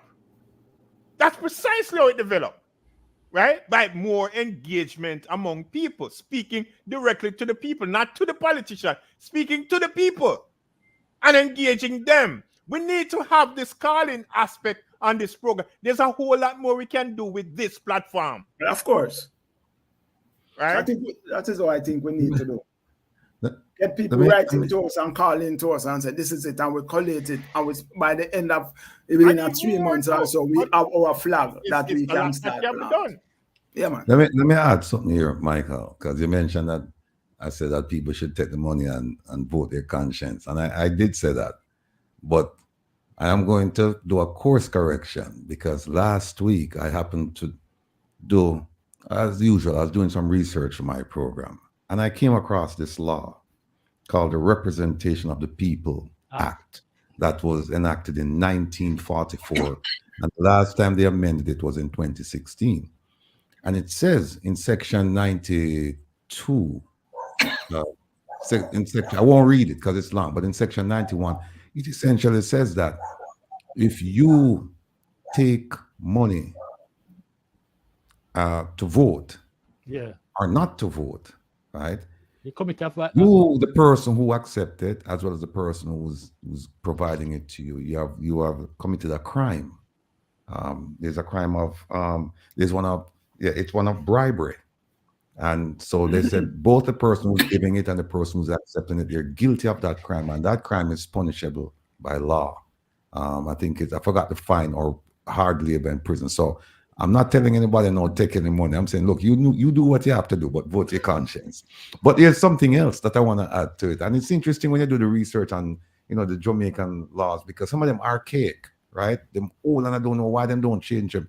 I found this one quite interesting based on a video I saw recently where it appeared as if some members of the JLP were involved in the occult. They were involved in obia. There were some things like that. And there's a law against that. There's a law that says that if you threaten it or if you inflict it or whatever, it's called temporal or spiritual injury, that you've committed the crime of undue influence. So every week I learn something. We're coming up to vote. Yeah, if you say you go over somebody, you tell people say you go over, that's a crime. Yeah. That's a crime. But I just throw that in as comic. All the answers to what you just said is right there in history. Right? When I say all the answers to what you just said is right there in history. Right? Well, gentlemen, this is precisely how the Europeans strategically work to control, right, the African trade, and transform it into a slave trade, right, through the use of laws. That's basically how they did it. Laws and charters. That's how it is done. Right? That's what led to this whole system that we look at today. It was always that way. And let me just say, for those of you who are interested, you can just look it up. It's called the Representation of the People Act, and you can go to section 92 and 91 and 92, where 91 talks about bribery, saying if you accept money or somebody gave money, for vote, that's a crime. And 92 says that if you threaten somebody with obia, then that's a crime as well, undue influence. So pass after Garvey. So, Michael, let me just say that I've said it on your program. No longer will I tell people take the money I'm going to tell them, do whatever you feel is necessary, but just vote your conscience, right? That's Okay. all. And on that note, I want to go around the room and get some summary remarks, and then we're going to wrap it up. So let's start with Wesley. Give me a summary. Yes, Papa. What you say you want? Closing remarks. Oh, the closing remarks. Well, my closing remark on this and what we say on the general thing. Anything. Just close. Okay. Close. Well, my closing remark here is that I would like this program that we have here step up a bit, right? In terms of getting people comments on it and getting people maybe calling through, maybe allow a 5 or a 2, or a 5 or 2 hours per even, 2.5 hours, that people can look at it, say things to us, and we can. I promise you, next week we'll have a card. We'll have phone cards. Eh? We'll have a phone line and everything. I promise you that next Sunday. Okay, good. All right, and then now in terms of the election and so forth, and the way forward, I would like to see the People's Movement, the People's Party, step up to the plate in terms of going more underground and see what the people need, and not just that band-aid and tell you, say, you're going to live with, you can sleep with your window open and all of those things, and don't put practical things in place and ensure that the people's life can be better. Before Portia left, Portia, you would say you have to balance the book and you have to balance people's life. And that's what was happening inside of the JLP. I was happening inside of the JLP. They were balancing the book according to them, but they were not balancing people's life. And balancing people's life is a broad spectrum where you're looking at differently. You're looking from the birth to the grave, and you can look and people life can balance, and the betterment of people in terms of more better facilities in terms of housing, cheaper housing for people. If you can build house at different prices, so who can hold a $10 house, who can afford a $20 house, etc., right, can do that. But houses for people, right? Hospitals for people, better schools for the people, better better teaching facilities, better roads, better transportation for people, real transportation that for the Jamaican people, until we can look at those things and better life, just a better life for Jamaican people, and it have to come from the people. It cannot come from the politicians. So what the politician know is not they supposed to come out and say we're gonna do this for you, but the people must teaching us and telling them that this is what we want, and we must be a part of that change. That's all right. Last. What I want to say is that on the local government election, the results is not what most of us would have liked to see, or I would have wanted to see, but I think it offers the PNP an opportunity to see where they are at in terms of the support and their level of organization, and it gives them the opportunity to look at their programs and manifesto and see where they can improve it to inspire a broader cross section of the Jamaican people to participate on their side in the general election. And I hope we can see some rethinking or some additional thinking on the part of the PNP to try and make that happen. Patrick? Yeah, I think we had a pretty good discussion, right? A lot of points were brought out, and is a lot of points of note for us moving forward. The more I listen to the discussion, is the more I'm looking forward to an even more hearty discussion when we get to discussing things like the manifesto, right? Putting together a manifesto and all of that. But the main thing I would say is this, that looking at the elections, it really reflected what my thoughts were, right, before the election, which is that whereas, would love to see a PNP government emerge, right, as to make a difference and break the spell, right, that the local Jamaican people are under.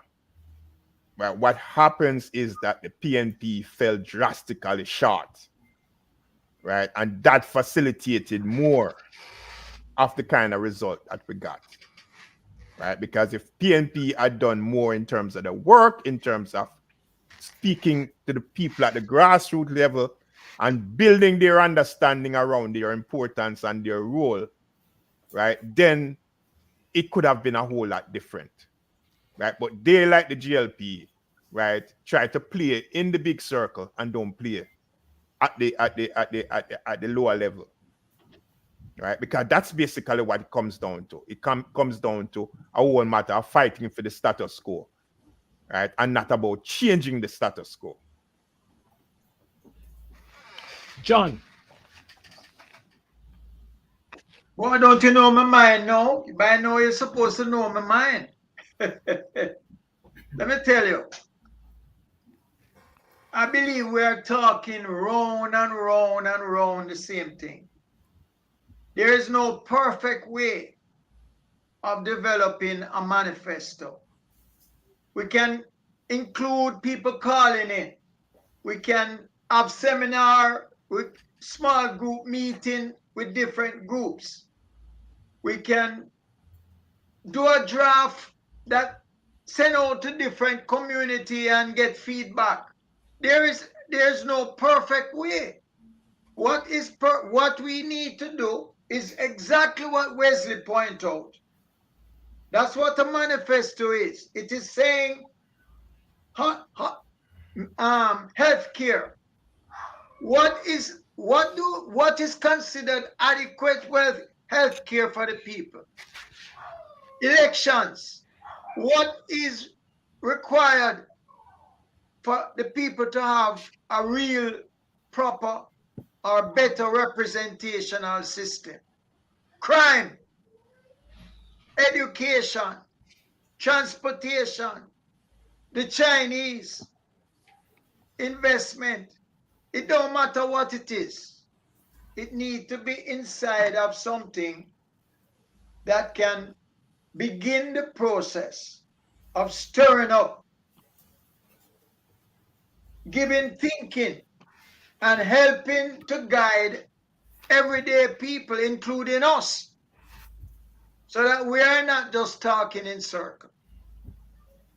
Every week, job won't go and drop off. So I am really strongly recommending that we say we don't want to do it at this level, which I prefer what is being recommended, to have people call in and add to whatever discussion. I've been taking notes from the start, because there's no such thing as a perfect draft. There's no such thing as a perfect method of doing it. Me know most of us not living in Jamaica. Me know most of us don't come from the ghetto. Well, some of us, I never come from the ghetto.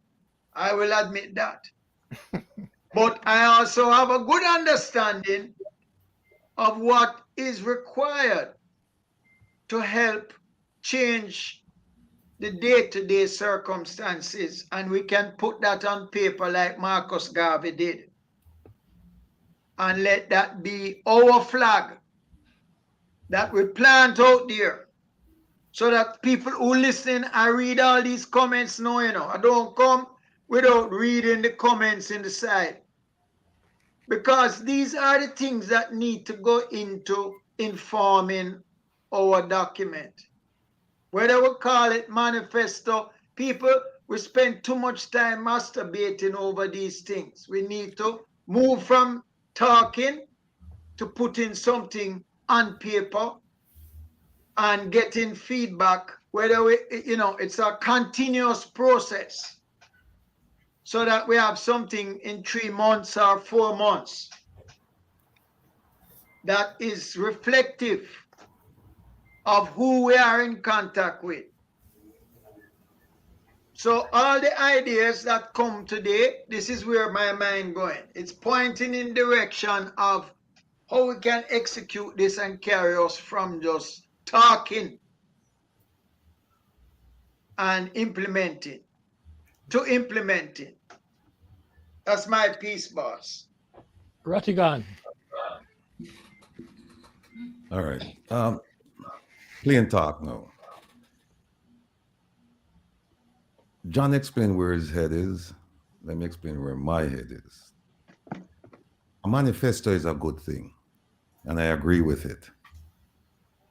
It is an acknowledgement of issues and your proposals to address those issues. In effect, it's a promise.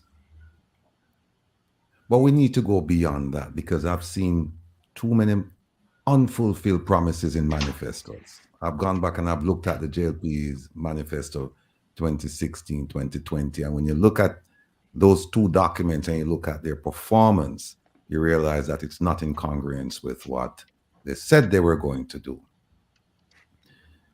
So a manifesto to some degree is exactly what we're doing now, except it's going to be on paper. You're not directing anyone to do anything. You're identifying issues and you said, here's how we think you can fix the issues. Here's how, but we don't have the power to fix those issues. So we have to depend that our document, which is our speak on paper, that somebody will read that document and say, yes, changes must be made. Now ask yourself the question, how many politicians will look at your document and say, yes, I agree with Nita and this band of merry men and the one lady, and I'm going to make changes? It no work so. You have to do something else on top of the manifesto. And so I agree with Dorrit in the chat. A big supporter. Dorrit said, if you people don't start, go to prison, all of this talk what we are the writers, so whether verbal or written, is a waste of time.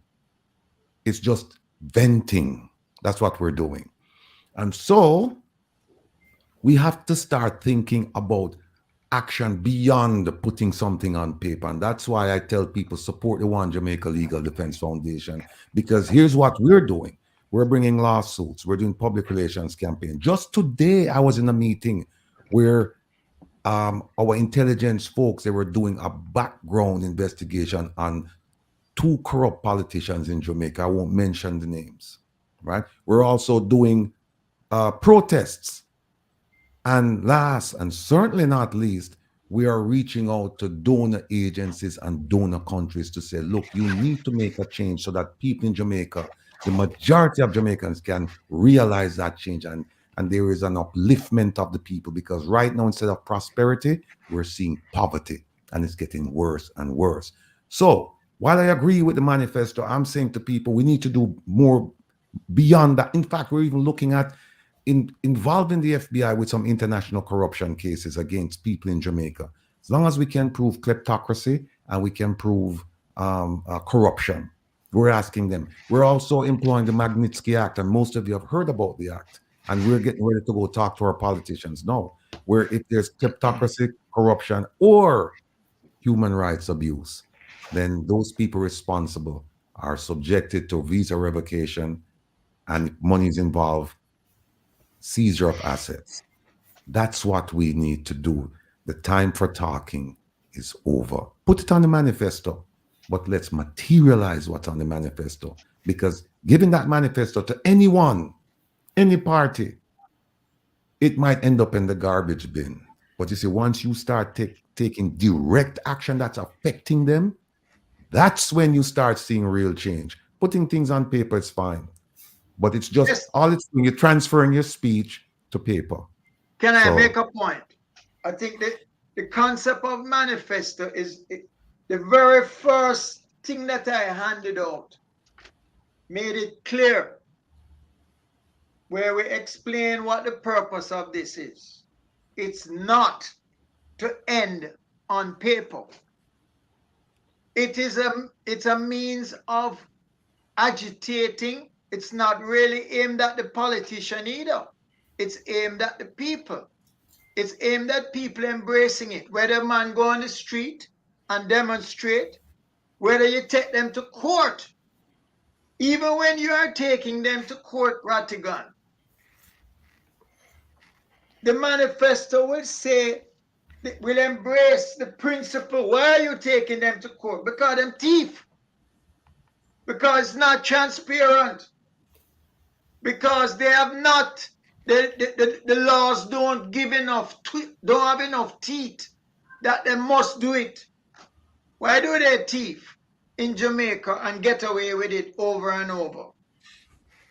So the manifesto will speak to the very action of taking politicians, government officials to court.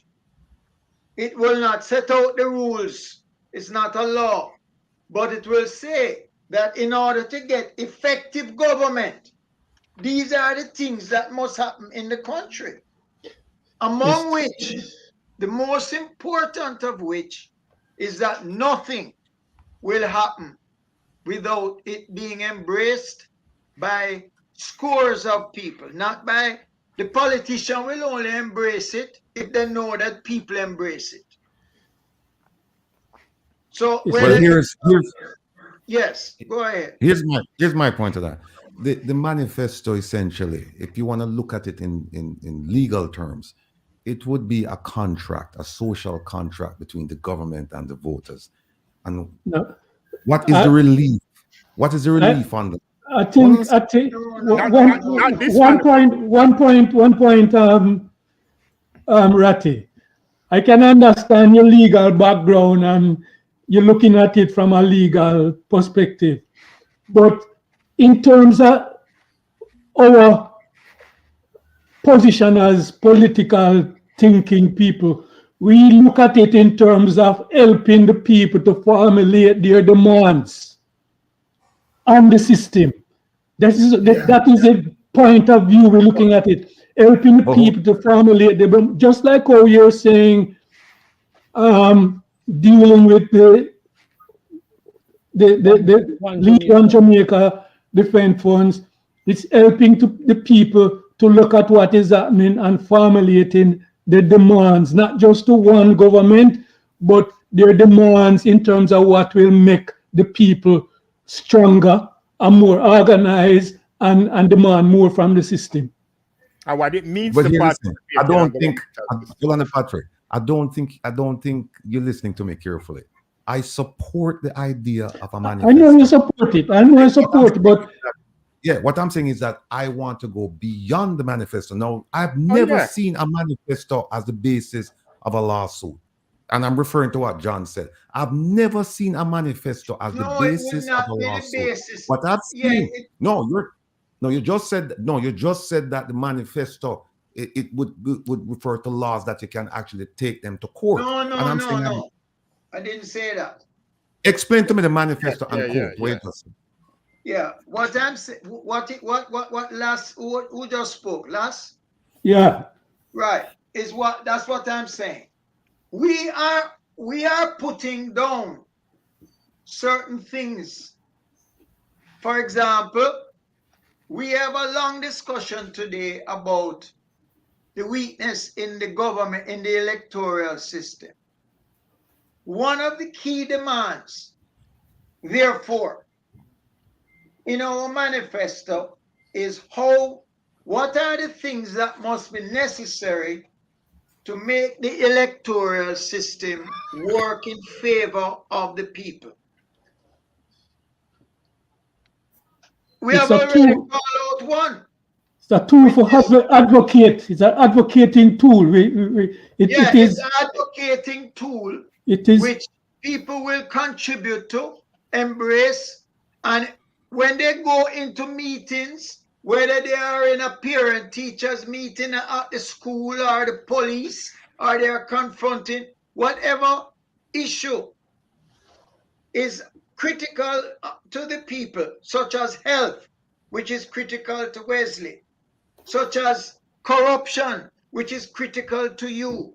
All the manifesto does is single out certain key points that are key to helping clarify what can be done to bring solution to those problems. No, people embrace it, what they do with it, whether they do it, they march and have it in a slogan or on a poster, or whether it's on a website, or we have it as a document that is being distributed in the communities.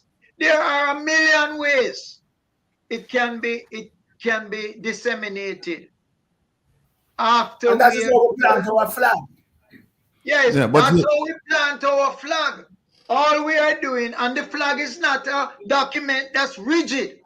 It will always be improved and enriched by experience. So Ratigans, right. So the point I'm making is it's not a conflict with a type of action, such as bringing a minister to court or to prison. There's nothing that would be one of the highest form of legal action we can take. Or you would never stop call if you bring a man. All right, John. Here's what you just said. You just said one of the key demands of the manifesto. You don't demand anything in a manifesto. You don't demand, because the question I'm going to ask you, if you tell me that is a key demand, is verbiage no, but I have to go by what you said. I have to go by what I can't read your mind. I have to just go by what you tell me. And if you say it's a key demand, I'm saying no, you don't demand anything in a manifesto. Because tell me no. Let me ask the panel a very simple question. Very simple question. You complete this manifesto, and it says everything you want it to say, right? Whether it's demands or whatever. And then you said there are 1,000 ways you can disseminate it. And then you get it out to the public. What's next? It's because it's not they just make us say something. Right. But you see, you Ratty, you have that legal thing that is going, right? You have that legal thing that is going to bring those people to book in terms of what you are doing now in that organization. And this organization, all we are doing is to strengthen the combative position of the working people and the middle class people to get a better life. So therefore, when we are coming off the ground in terms of what people say, our debates, our discussion every Sunday here, then we put that in a documentation and we find a way to disseminate it, and we are asking people to we will march with it. These are coming from the ground. These are what coming from the middle class. These are what coming from the working people. Because only those are the people who suffer in this country. Those are the people who suffer in the country. Nobody else suffer. Those people who don't vote, because I hear people talking about voting this and voting that. We will never have that amount of vote that we're talking about. We have to speak about the people who are voting, and the people who are voting, they are the one that is suffering every day. I live with them, I grow with them, I drink with them, I walk with them. So we need to elevate those people, and the only way we can do is to find a way to put it to them and help them.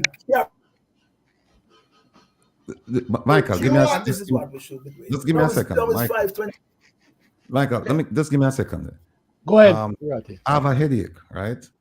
And the headache is not by anything anyone said on the panel. Yeah, man. I have this headache since yesterday. Anybody who watched the program yesterday and listened to that lady who called in, right, and made that impassionate plea for the diaspora, right, to help. If you didn't feel touched by what that woman said, then you're not a person. You're not living. You're not living, right? That woman changed my emotions yesterday. And I went on the program last night and played the music, and it wasn't the same. I go to bed with a headache. I take some tablets. I wake up with a headache. I still have that headache. And that woman, everything that woman said, it echo through my mind. What that woman is calling for is immediate action. She's not calling for a document asking people to do anything. She's saying, we are suffering now. We need help now. Please help us. I heard her please, and I'm hearkening to her calls. I'm saying a manifesto is good. Move forward with the manifesto. But while you're doing that, we can walk and chew gum at the same time. Of course, we agree. Nobody disagree with you, right? 100% with you, Ratty. But 100 with you. 100. Gentlemen, to that point, right? 100 with you. Because I heard There's it. two. I heard there's it last night, right? And what I wanna say is this. What I wanna say is this.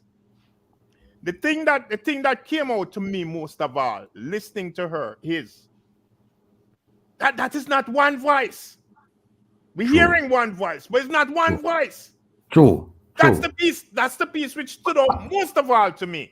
Patrick, stop right there. Let me tell you something else what stood out to me. That woman never said to us, I'm begging you to help me and my 13-year-old son. She Never said, did. the people of Jamaica, we are suffering, we want to help with.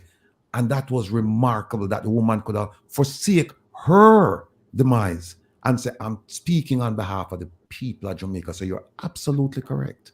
You're Right. absolutely And it posed two questions. It posed two questions. One is, it is saying, Jamaicans in the diaspora, you matter. You matter. Right? You matter. We want to work with you. Right? That's saying one. And two, it is also saying, don't abandon us. Right? In our plight.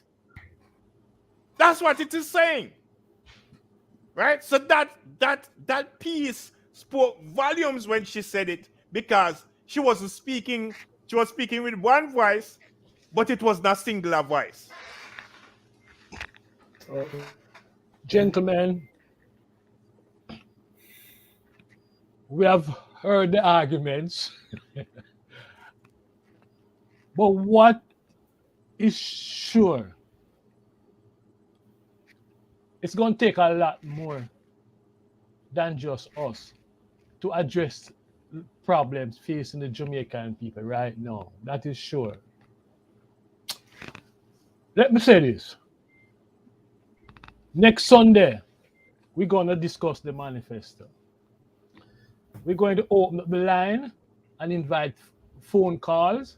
We're going to do that. I remember that point you make, Mikey. It's going to take you come back with that point to start it off. It's going to take much more than just us. Yes. That's that where we need to start the discussion next week. Yeah, I said that because I am sitting here and I'm listening to everyone. And I'm saying to myself, listen, but we are living in exile. There's a limit to what we can do. I'm not sure how many of us are connected to organization in Jamaica just now. But there's a limit and we have to face the reality. So next Sunday, we're going to start that process where we talk about the manifesto and we answer the question that Rattigan posed. With the manifesto, what next? Because I think that's a very critical question, crucial question. You know? But So we don't have it yet. I didn't get that, John. Rattigan made it We're clear. not there yet. He does not disagree with it. Yes, I heard that. Yeah, but the statement that he made, really, right? I don't think you should take it out of context. Understand it in the context that it is made. He made a point after saying he agreed with the whole idea of the manifesto. But what next? My position is that we don't get to the what next yet. Right? Which I'm in agreement. I'm in agreement with that. Yeah. So let's start. Let us make that first baby step, or the second baby step, because John circulated a document, right? So next Sunday, let's come prepared to discuss. I don't get that document. Okay, we'll deal with that. All right. Yeah, we have your email. Yes, Send John. you a copy. I'll make one name that send it. Yeah. So Him have my email. Who? So if I don't get that document, I cannot participate next week in a meaningful way. Yeah, man, we'll send it to you. Okay, good. I want to thank you all for a very wonderful discussion. I think today was really crucial. And to the listeners, I want to also thank you because we are now peak 600 device online, which is not bad. Okay, so remember when you watch this channel, I'm asking you to tell your friend about the White House vibes. I'm also asking you to join, subscribe, keep on listening to us, and don't forget every Saturday, Mr. Rattigan at 3 p.m. Listen out for Mr. Rattigan. Reason with Rattigan. A very, very informative program. So until such time, one love, and we talk. We'll in touch. What good? What good. All right. All right, brothers Greetings. and sisters, wherever you are. We still Okay. are